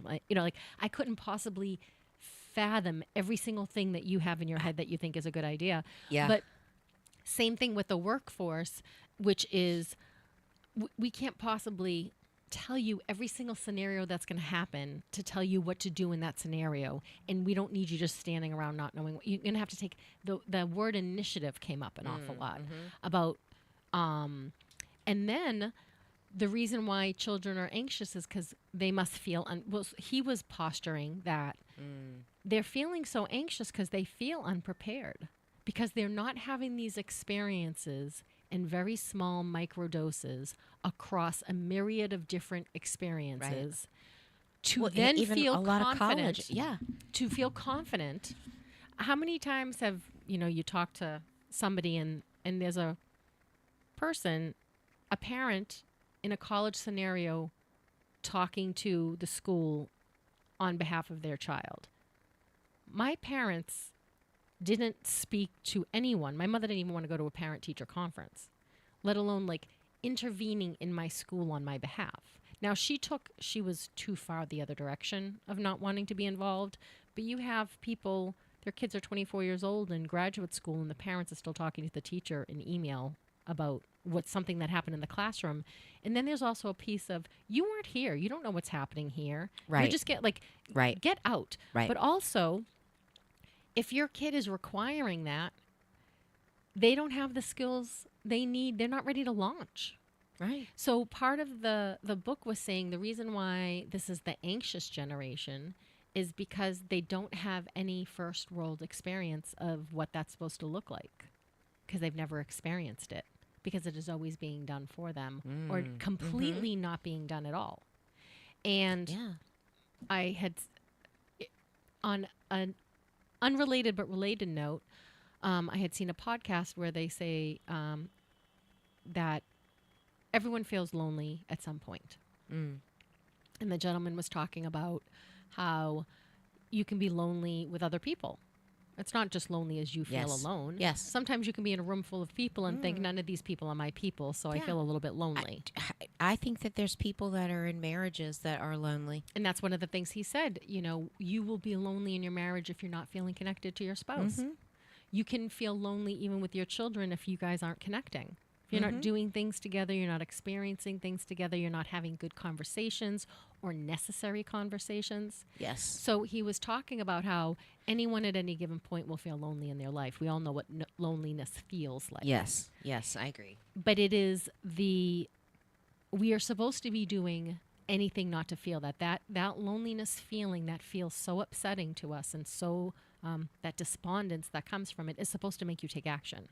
Right. Get less lonely. Find your person. Talk to your spouse. Yes. Engage with your children. But we all have... Hey, think about, I actually was at the grocery store this morning, and I just had to go and pick up a couple of things for dinner. And so there was a young guy ringing up the register. There was one young guy bagging, and one of the guys that was bagging and the conveyor next there. I was like, wow, all these young men, they're so cute, but all three of them were so shy. And I always make sure when like she hands me when they hand me the receipt, I always just say thank you. And then I always make sure I always say thank you and have a great day to the bagger too. Yes. Because I feel like they're actively part doing of it. something and people just walk off and we're so busy in our life. All three of them are so nervous, awkward, like even to have a conversation with me. You could just say, and he's like, I forgot. And he's like, did you put in your rewards number? And I was like, no, because I hate shawls. But I didn't say that. Overpriced place. No. I didn't say it. I did not say that. I just said, no, thanks. And he's like, do you want to donate $1 to blah, blah, blah? No, I don't. Thank you. But you could just tell it was very awkward. And as I was walking out, there was an older guy, white, white hair, white beard. And he's like, hey, he actually turned around and he said, hey, I hope you have a great day. And I said, thanks, you too. Have a great weekend. Like totally different energy. But just sitting there thinking about that. Well, I had that experience this morning. So I was thinking of this too. So the dating apps, right? And I always said, and I've said this, we've even said this on the show, we both have talked about this. How do you date without chemistry? How do you know what chemistry is from this you have no chemistry. Right. I don't know what you look like. I don't know what you smell like. I mean, I know what your picture looks like. Right. But there is the magnetism of a person. And then did you ever date someone that technically they're not good looking, but they're so charming and they're so fun and they're so, like they have that and they become more attractive to you. Yes. Even though when you look at them originally, you would have thought I would never go out with this person. And you've also seen somebody that's really beautiful and then they open their mouth and you're like, ugh. Vapid. Just go away. Or they only talk about how awesome they are about themselves. And you're like, I'm bored. I think we've talked about how amazing you've been long enough. Actually, so that leads to a thing, there's a movie called All the Light That You Cannot See. It happens. It's a blind girl and they're invading Paris. Germany is invading Paris. It was a book. Yes. Well, so I was actually thinking about that because I wrote down in my notes, some light is not meant to be seen. It's all the light that you cannot see. It's the light that you feel. It's that energy. It's that chemistry. It's that chemistry between people and that connection. And I'm like, I love that. That's where I'm like, oh, that's where that one goes. And I was thinking that, so if you're doing this dating app, right, and you don't have this whole piece, you are missing out on a world of opportunity, but it also doesn't give you time to practice. So when I don't know what kids are doing now to date, right? But when that swipe one, I think. Yeah, the swipe one. But what I was thinking is you have to get the nerve to talk to somebody. Right? What are you going to say? You're planning, and either it goes well or it doesn't. So you learn from that. Every single one of these things is a learning, a sharpening, a practice. I think my spouse got voted biggest flirt in our high school for our class. And it wasn't because he was just flirting with the pretty girls. He was charming to everybody. Yeah. That's why everyone voted for him as the most because they flirting. People love when they like. You just like to be around people that make you feel good, and sometimes you don't even know what that feeling like. Wow, that's so amazing. And for the longest time, I when I was writing my cookbook, it was supposed to be a different book before COVID, and then everything changed with pricing. It was a different book, but one of the things in there was. Charm is a muscle. It needs to be flexed and worked out. You just don't wake up one day charming. Yes, you have to work at it. You practice being charming, right? Because that's when I joke around that sometimes I'm less than my charming self, but I know how to be charming. Yes. And I was talking to one of my friends, and she's a realtor, and she says that, these people, it makes her very difficult to be her charming self. And she goes, and you know how charming I am. And she is just lovely, and that's why she's my friend, because she's charming to me. Yes. Right? You don't have to flirt with that playful, it's not flirtatious energy. Is not, hey, I want to take you in bed. Yes, it's sexual energy, but it's a playful sexual energy. So Yeah. that's what I think about. It doesn't have to be like, And I oh my think- gosh, we're gonna, and I we're gonna think make out. flirting isn't always sexual energy. It's just kind of a, being nice to somebody, being that playful, energetic, charming. If someone wants to be around Yes. you, you don't have to be the bummer to someone's day all the Yes. time. A faucet, not a drain. Yes.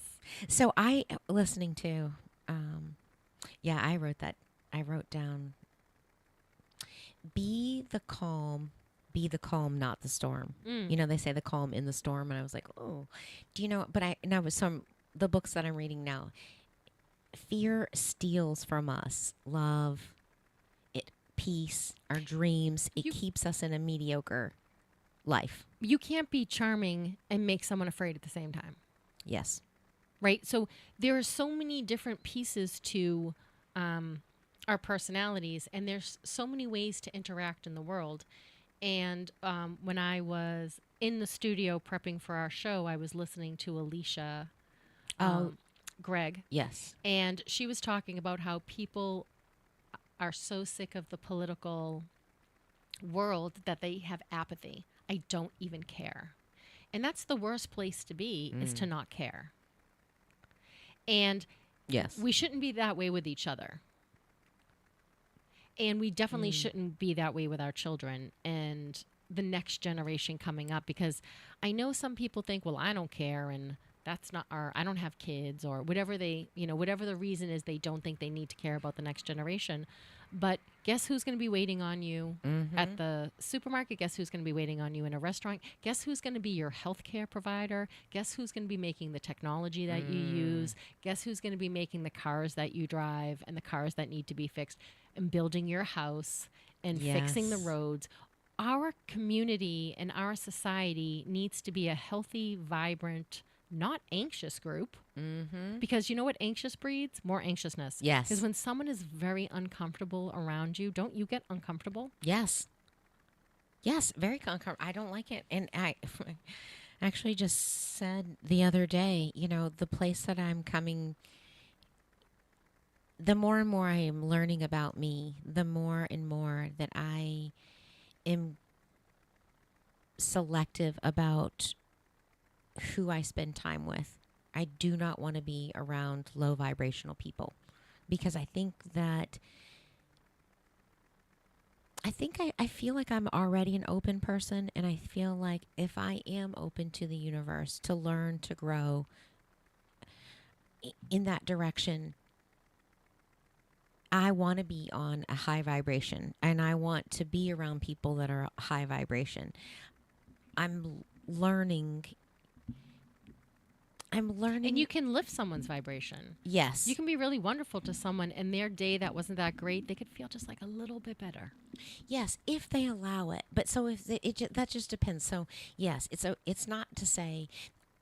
Let me clarify. I am holding a boundary for me that says, if there's some people that you meet, they're not going to raise their vibration no matter what. They're going to stay humdrum, and they're going to look for the drama. They're going to look for the negativity. I feel like there are people that are storm clouds, and there's people that are sunshine. And sometimes the sunshine can dispel those dark clouds, but sometimes it doesn't work. And I'm like, no, I don't want to be around people like that anymore, and I'm going to be very selective, because it is draining. Because And we're at a time in our life where I have very limited time on this earth now. Yes. I have done the general population group. Yes, I'm I going to need make it start- count. Yeah, I'm gonna because we're also fine being alone. You're fine in your own company. I'm perfectly Yes. happy in my own company. Yes. I think- Oh my gosh, last night I put our show on from last night, and I went upstairs, and I was just laughing. I was laughing but it was amazing too when I turned it off. My whole energy had changed. I'd had something stressful happen prior to that. And I was like, I just need a reset. I just need to do something different. And I'm like, I've been wanting to watch it. Like, I want to hear if the audio is better on here and screen mirror it. Mirror. Mirror. Can you say that? Mirror it. Say mirror it. Mirror it. Mirror it. It's better. Mirror it. Sounds like those dogs on the old cartoons. But yeah, so I I'm learning that I'm changing my own energy, and sometimes like I never used music before. And because I was always really sensitive to like background noise. I don't need extra stimulation. And I felt like if there was a wrong song on, or I'm not one of the type, like I don't mind the silence. I don't have the TV on and just for background noise. Certain times I would do it, very rarely. But I am learning more and more about music is such healing and calming for me to change my energy. And someone, when I was reading today at Vex King, and he was talking about if we just so when we make a choice, it opens the door for more choices. So if you don't like the choice that you're in right now, make another choice. Like, can we have a conscious thought to say, I'm going to make a better choice for me today, and we see where that leads to. We forget that life is an experiment. And Yes. you're always we are sitting here in a show. We talk for 2 hours. We talked for 2 hours yesterday. We talked for 2 hours last week. We're going to talk for 2 hours next week. You and I talk a million times during the week. We don't really have any answers. Sometimes the thing that we're most adamantly about, 3 weeks later, we're going to change our mind anyway. Yes, right. But you're putting it out into the universe But because you're somebody, working it might through that. resonate with somebody else, and Yeah. it might be an answer for them. And sometimes not everything needs an answer. Sometimes it's just pondering it. And it was like, just being open to the possibility that something different exists. And you can experiment. You are, like when I think of talking to people and they're having problems with their diet, experiment.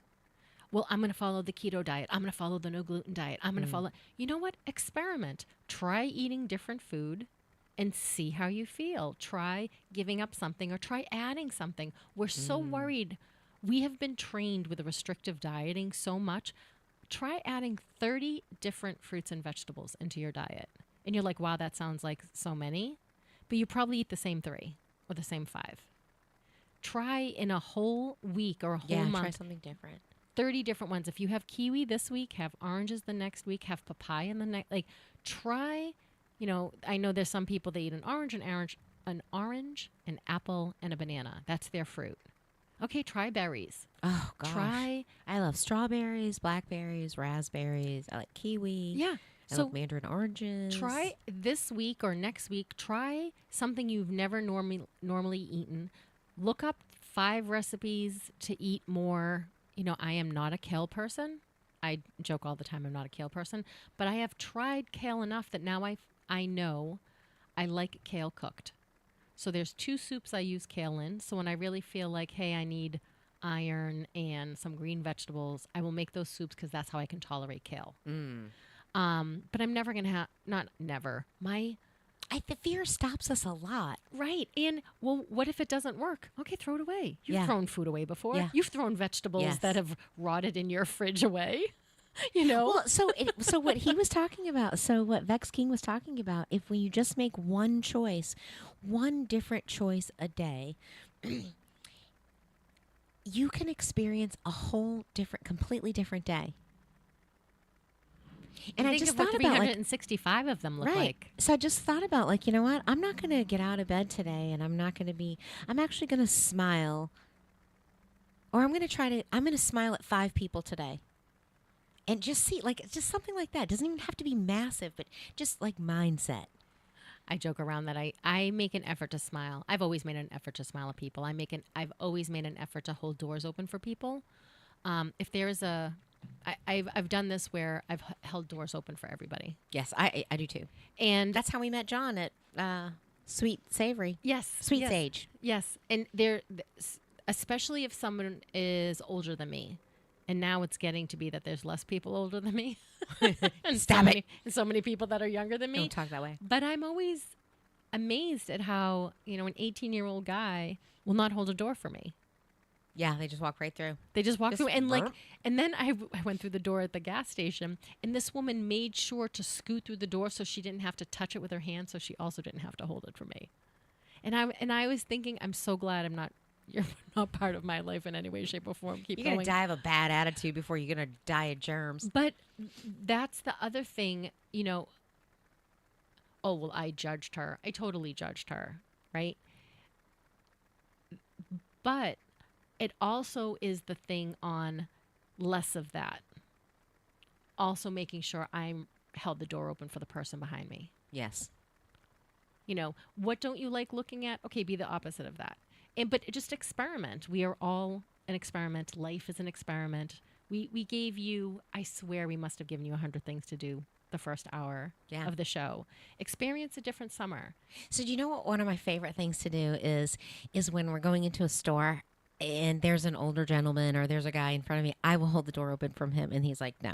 And my catchphrase is no, beauty before age. Just something to catch him off guard or something. And last night we had gone to, didn't feel like making dinner and I just wanted something light and not heavy. And it was just Chris and I. So we went to Market Basket because our kids have been getting the subs made at Market Basket Deli. It was actually really good. Fresh, $6 for a 12-inch thing. 12-inch sub. Can I tell you a funny sub story from Market Yes. Basket? I really wanted an Italian. They do a decent Italian there. I almost got an Italian. And so I went down and I said, can I have an Italian sub? And they said no, because we don't have any of those cold cuts. And I turned to the left and I looked at the deli section, like the corner. So the subs are at the front of the store and the deli's in the back corner. And I go, yeah, you do. They're all over there. She goes, we can't use those. That would be like us, cutting up the watermelon. I go, you do. You do that all the time. So she goes, you can go buy the deli meat and bring it over and we will make you a sub. So now I got a $30 sub. Right. And I'm like, this doesn't make any sense. Right. But I'm trying not to argue. So I go, okay. And I order a steak and cheese sub. Because I was really I really wanted an Italian, but I'm here now. Lunch is blowing by, right? Every single person behind me ordered an Italian, and they went through the same thing. I don't have any of the meats. And then that person and me would make eye contact. Yep.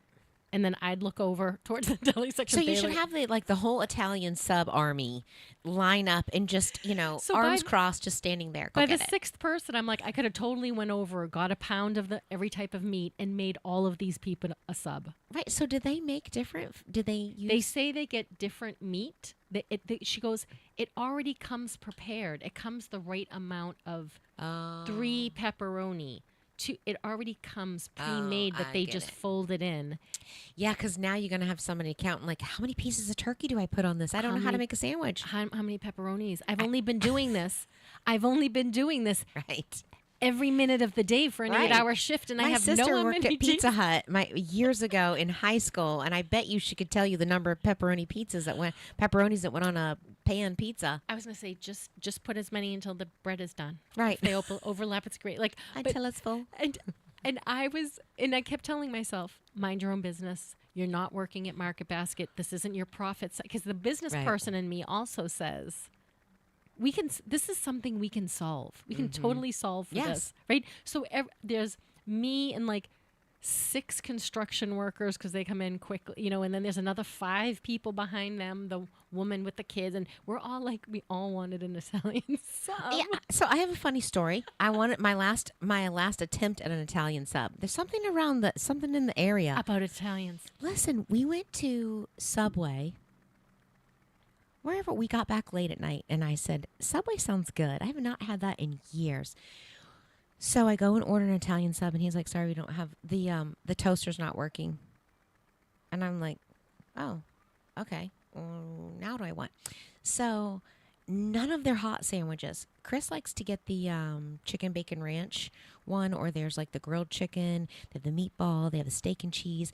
And I said, so the owner or the guy, the manager, comes back out and he's like, yeah, it's been broken for 5 weeks. I'm like, what about a hot sandwich? So then I just said, and he said, well, I can't do that. And I said, well, can I do a meatball? And he said, nope, toaster's broken. I said, could I do a steak and cheese? Nope, toaster's broken.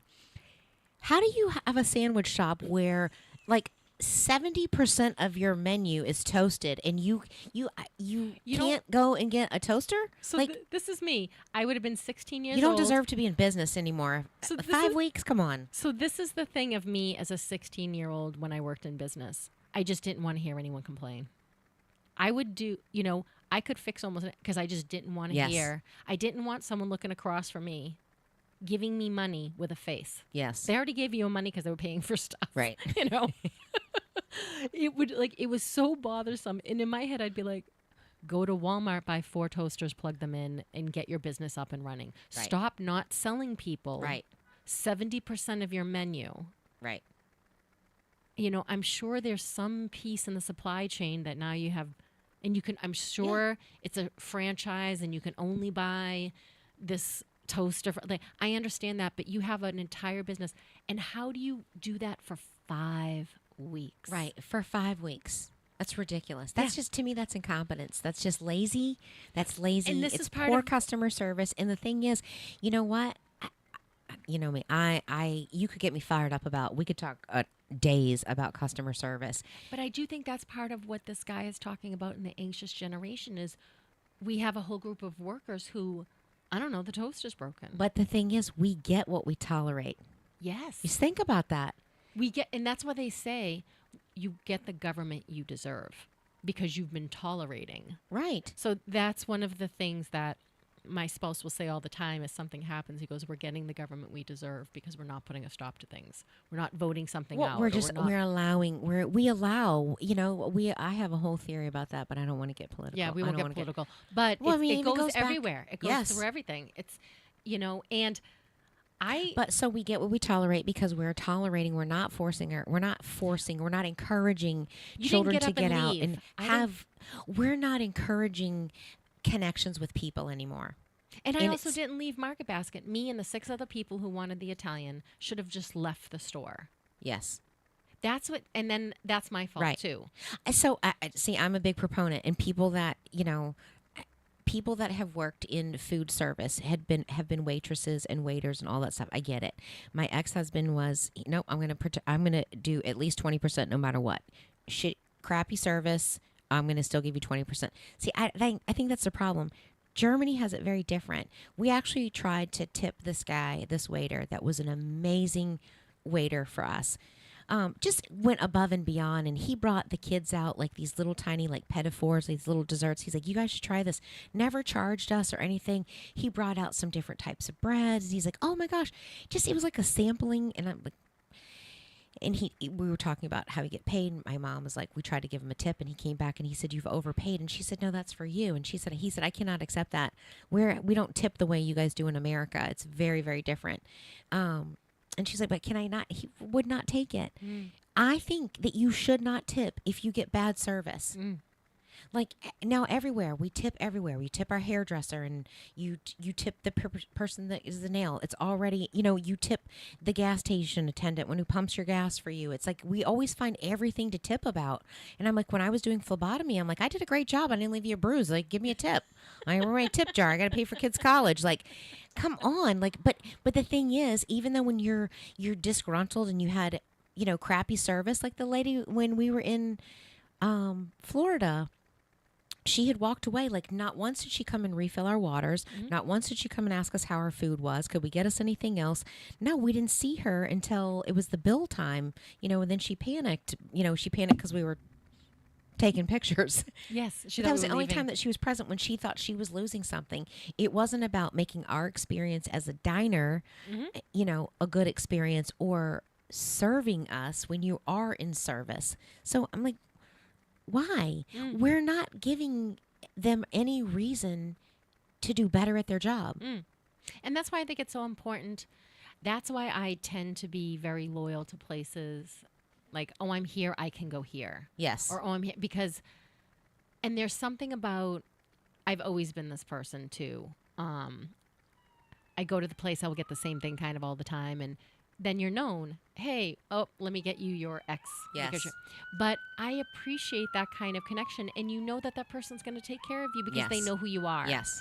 And I hate going into a place that I frequent all the time, and the person's like, "Do you have any gluten sensitivities?" And it's like, you have seen my face. We were renovating our house, so we ate out all the time. And I stopped going to a restaurant that I was going all the time because they were acting like they never saw me before. I was here for lunch, and I'm here again at dinner. Can you stop asking me about my Gluten? allergies? And Yeah. then I started going to this Thai restaurant, and I think by the third time, his name was Bai, Bhai. And Bai. he told me his name was like John or Mike or something, and I'm like, that is not your name. Tell me your real name. And so he told me, and I always just go bye bye, and Bye-bye. he used to be like and I always crack myself up. But anyways, funny. but like the third day in a row that we were there, he's like, what is going on? Why are you here? Why are you in my restaurant all the time? And I said, we're renovating our kitchen. Oh, totally changed everything. Yeah. Right. And then he would tell me to stop ordering the same thing. You got to try some other stuff. You're going to be here a lot. You're going to get sick of that. Yeah. But I really enjoy that about places. And then that became my place. Like I never not went there. Yeah. Because, you just need to have a good experience. Right. Because then when you have a bad experience, like, it's no big deal. I'm going to be Right. taken care of. Right. It's going to be fine. But it's that one and done, slam bam, thank you, ma'am And I feel like I always show up. mentality. When I go out to dinner, I feel like I show up in being, when she asks for something, if I need a refill on something, and I'll always say, when you get a second, could I get another glass of water or something? But the thing is, and that's what pisses me off about, we tolerate mediocre, and in the service industry, we're expected to tip. We're expected to tip for mediocre service, and there's no way, there's no incentive. We're not giving anybody an incentive to provide better service. You get crappy tips. Hey, try changing your crappy attitude. I really do. Advice 101. I would rally behind this. I think we could pick it. Would we you- could go down Main Street and we And could pick have it our last tickets. time. Like, stop tipping for bad service. It's going to be my platform. I'm going to run. She's going to run. I'm going to run for mayor or whatever. No, I don't want to run for mayor. No. Sorry, I didn't say that. Nobody wants that job. I don't want to do that. I'm going to run a campaign for something. Yes. No tipping. No tipping for bad service. Yeah, you can put it on your social media platform. Yes. You can make a little stick, pretend you were picketing out in front of someplace. Or just have it like a popsicle stick. Laminate Yes. a card and a sticker, and that's my Imagine if go-to you every time we showed go up- to dinner. You showed up and you just put it on your plate. I don't tip for crappy service. Well, so the other day I went to yes. Actually, we're We gonna should do that business as a card. joke. Yes, We should do that business as a card. joke. I'll do it. The next time we go to a restaurant, we're going to do that. We need to just get business. I think Staples could do it. We could print out business cards, and if anybody wants one, just let us know. Print out business cards. We don't tip for poo-poo service. Yeah, we don't tip. We don't tip for crappy service. Well, it's because funny, you hear stories about, oh my gosh, somebody left me a pile of pennies. And yeah, that's kind of where, but what did you do? right? What did you do? Right. And what's funny is, we talked about brainwashing yesterday. We went into Wild Willie's or Willie Joel's barbecue or something like that. And I just went to pick up a pound of their pulled pork. And then I swipe to pay, and it comes up, do I want a tip? It's 20, 25, 30, 35%. There's no like 10% or 15%. My only option is, and it just so caught me off guard, I automatically hit 20%. I'm like, wait a minute.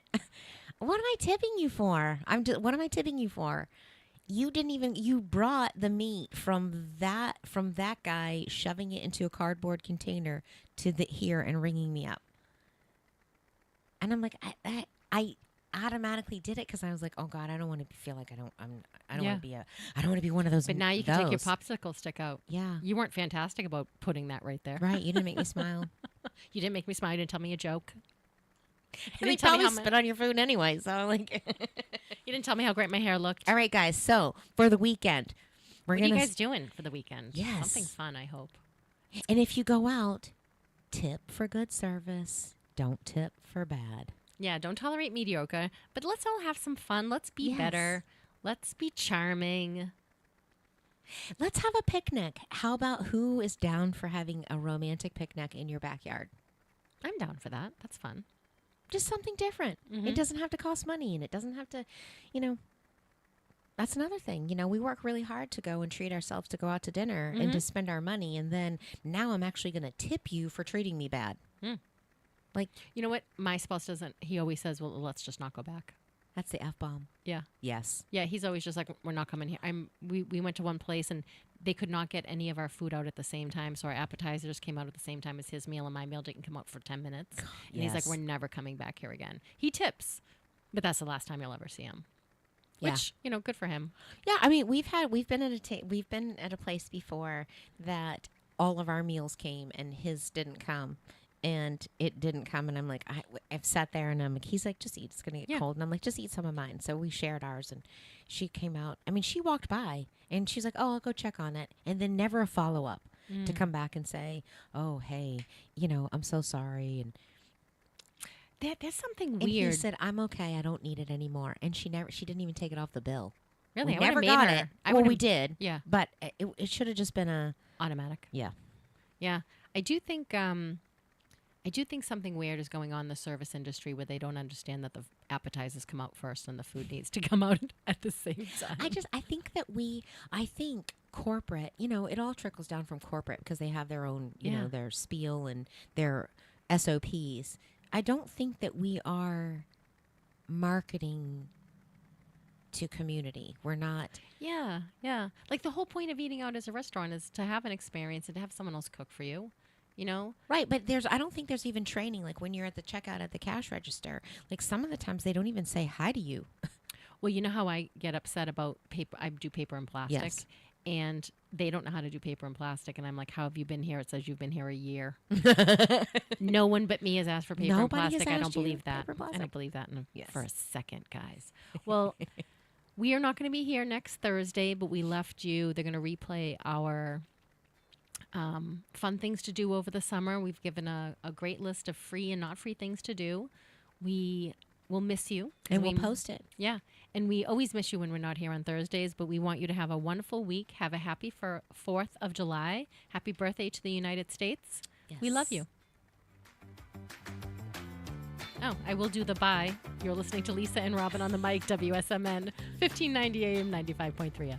And if you do anything fun, make sure you comment on this feed. Listen, watch, and stream at WSMN.live. Do it for the love of metal. There's a one way. I do it for the love of metal. This is my escape. I do it for the love. I release my hate. For the love of metal, I am Bardicus, and I take over the airways of WSMN every Friday, 5 p.m. to midnight. Tune in at WSMN.live.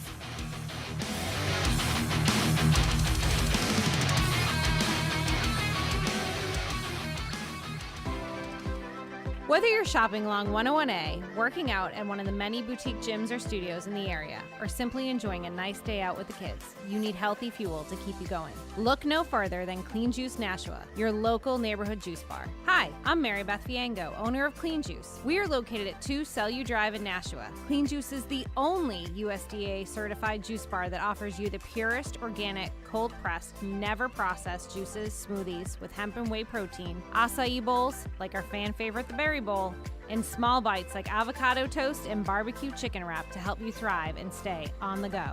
For more information, visit us online at cleanjuice.com or stop by at Clean Juice 2 Cellu Drive, Nashua. Stay fresh, stay healthy. We look forward to serving you. Dive into adventure during the great outdoor sale at Campers Inn RV. For a limited time, RVs starting at $13,999 or upgrade to a spacious 25-foot RV for just $7 a day. Plus, receive a complimentary National Parks Pass with every RV purchase. Who's in? Trust our 5-star rated service. Over 2,000 satisfied customers can't be wrong. Visit Campers Inn RV or campersinn.com and unlock the endless fun. Based on 20% down, 8.99% for 144 months with approved credit. Inventory subject to availability. See dealer for details.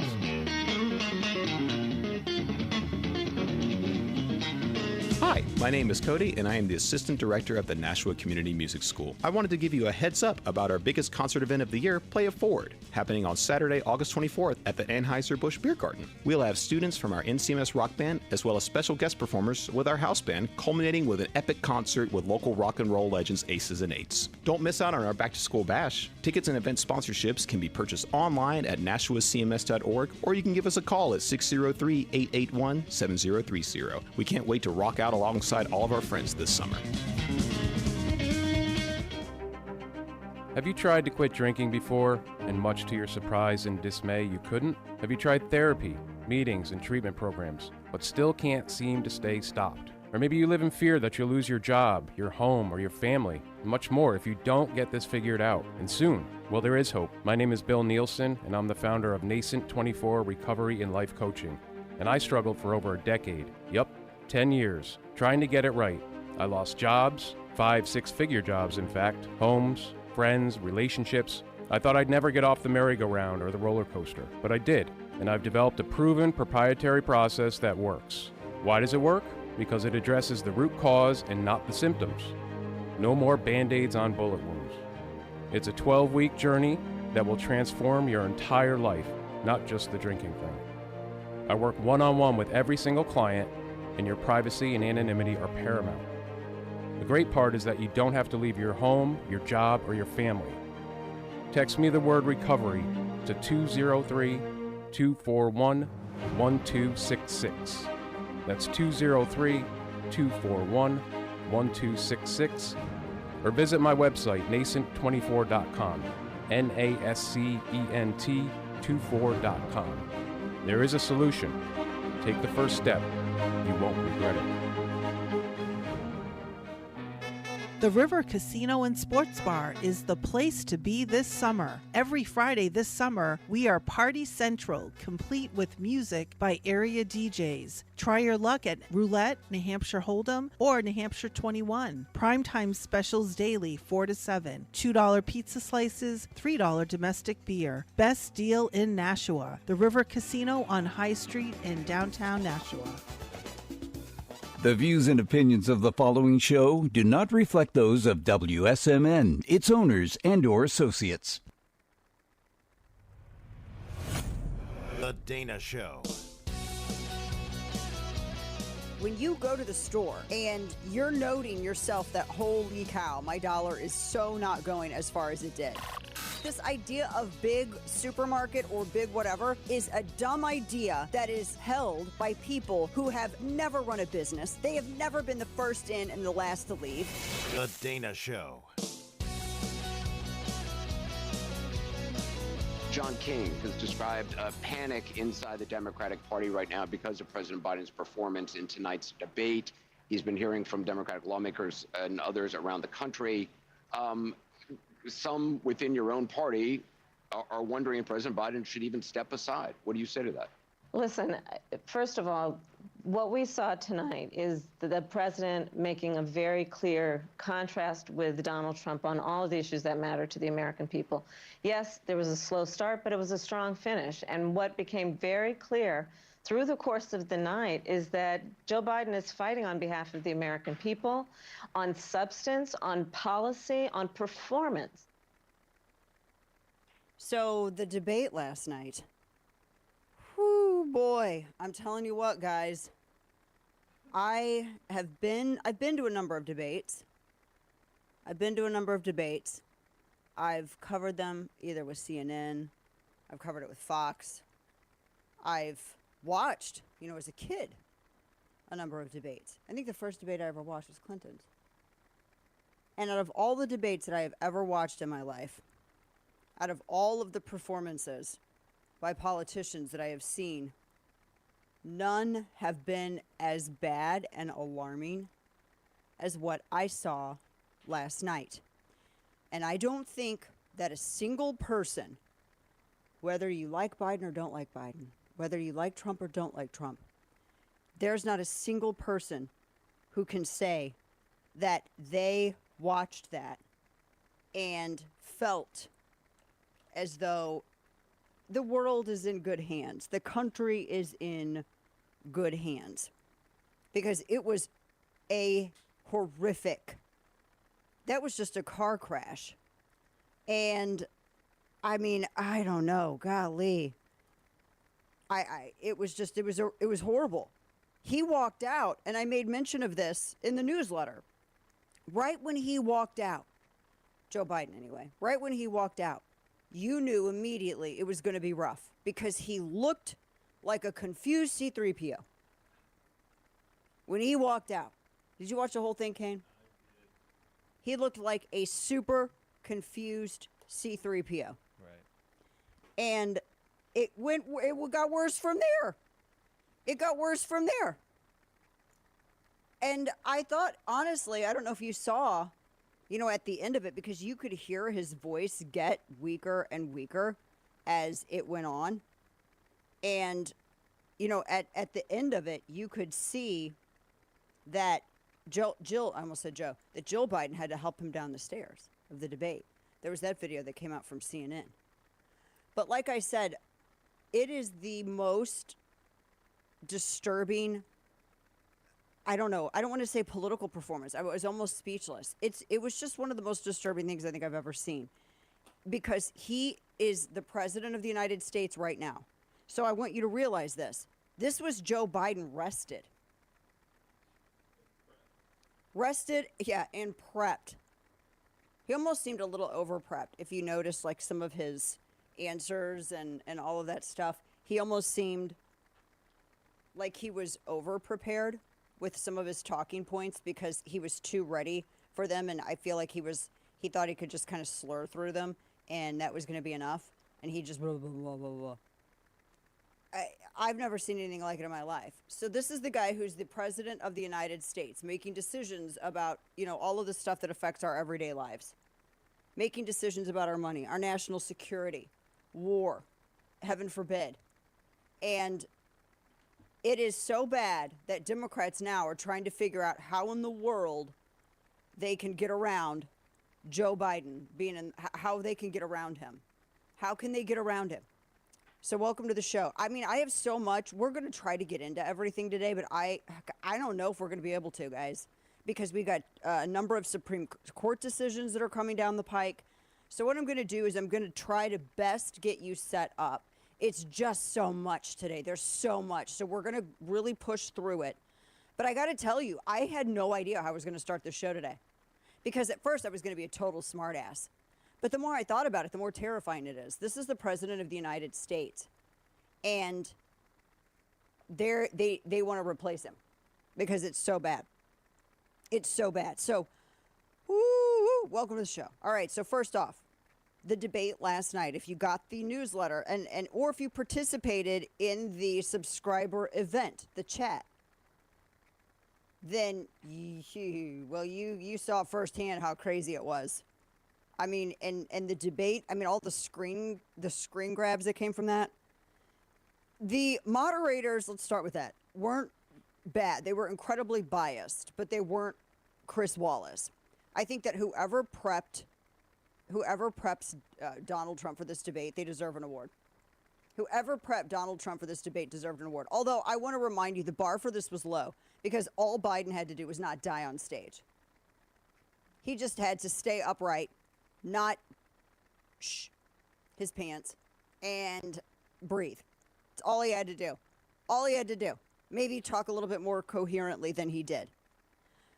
He didn't fall down, but this, and I'm glad too, and I noted this last night, that we didn't have the phrase "the idea" as a square on the bingo card, because some of you people were like drinking every single time you had a bingo square covered, and you guys would have died. We would be burying you this morning. But the contrast was stunning. I don't care what side of the political aisle you're on. The contrast was stunning. Again, that was Biden rested.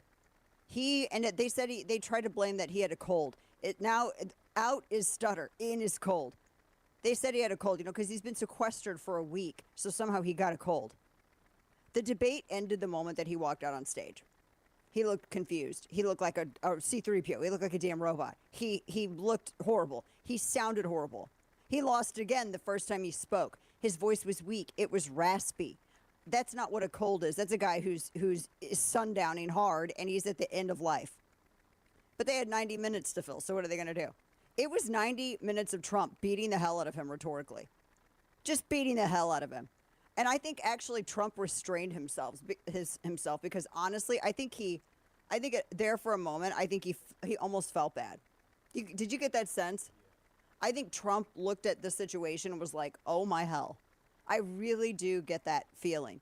There were little looks that he would get. He hid his expressions pretty well, but there were little tells that he gave where you know that if this was a guy who was fully with it, I think he would have been flayed on stage, rhetorically. But Trump hit him on Afghanistan. He mentioned Navy Joan. And there was not a jab that Biden could deliver that connected. Because he couldn't speak. He was all over the place. There was not a jab, anything that he could hit and connect. It was just awful. I mean, for instance, this is some. Where do we even start? Audio. Can we just start with audio soundbite 5? Just start here, guys. The idea that I did anything wrong relative to what you're talking about is outrageous. It's simply a lie. Is it, though? There was one point where everybody in the group discussion for the subscriber event caps locked Bo. Audio soundbite 7. This was when Biden got his angriest, and you could tell that this was something that he had been. So let me this set up real quick. They were talking like normal people. And Kane, say something that I don't like. Green Day's such a great band. Oh my gosh, but they're not though. They're not even a great band, and they had a fake English accent for their first album. Now, Kane's response would be immediately to go to 11 and lose his mind and get super angry. And that's literally what happened here. And he didn't, they weren't even talking about the military. I don't know what they weren't even talking about the military. And then Biden just comes out with this, audio soundbite 7. We have great respect for veterans. My son spent a year in Iraq, living next to one of those burn pits, came back with stage 4 glioblastoma. I was recently in France for D-Day, and I spoke all about those heroes that died. I went to the World War I cemetery he refused to go to. He was standing with his 4-star general, and he told me, he said, I don't want to go in there because they're a bunch of losers and suckers. My son was not a loser, was not a sucker. You're the sucker. You're the loser. President Trump? Oh, my. First of all, that was a made-up quote, suckers and losers. They made it up. It was in a third-rate magazine that's failing, like many of these magazines. You're a sucker. So wait a minute. He's confusing the burn pits in Iraq with Normandy. Yeah. So did Joe Biden's son fight in World War II? As a sucker on the... First off, Trump never said that. You can hate him for a number of things. I got mad at him because of the bump stock rule. He didn't say that. That literally is a lie. He did not say that. If you're going to get pissed at the guy, get angry at him for something real. That was never said. And that was the majority of the stuff Biden threw at him last night. I'm not even kidding you. It's like, let's go to Daily Kos and do all of our debate prep. That's what Joe Biden's people thought. Let's go to Daily Kos and do all that. Let's just prep there. He actually wanted to go, but it was inclement weather and Secret Service put the kibosh on it, and that was the end of it. And he wanted to go because it's a historical thing. He wanted to not just pay his respects, but it's to go and see where so many of the greatest generation are laid at rest it's a truly amazing thing to be able to go see that. And he really wanted to go. And that whole story, the Snopes ended up debunking. Snopes, that conservative website, Snopes, CNN. But then they went into, some of the stuff that he said, because he went in, they brought up, Charlottesville, right? And he was saying that you are, that he said there's very fine people, all of that stuff. I just want to do audio soundbite 9, flashback with one of the moderators there at the debate last night. This was some months prior.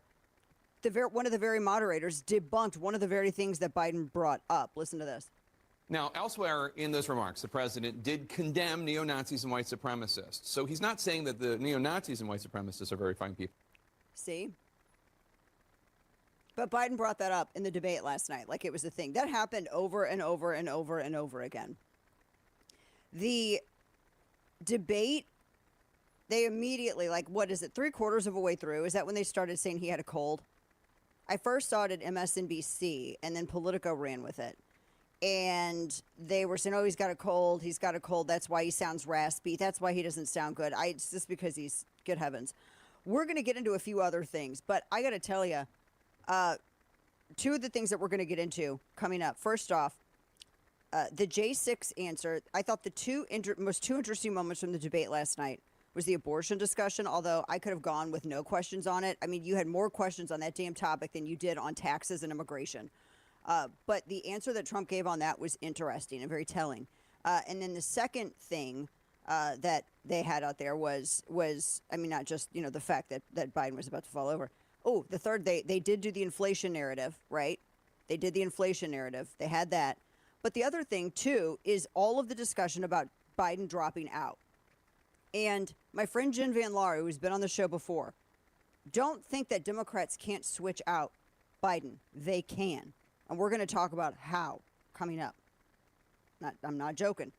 Now, as we move, because we have so much to get into today, our partners that help bring you free radio.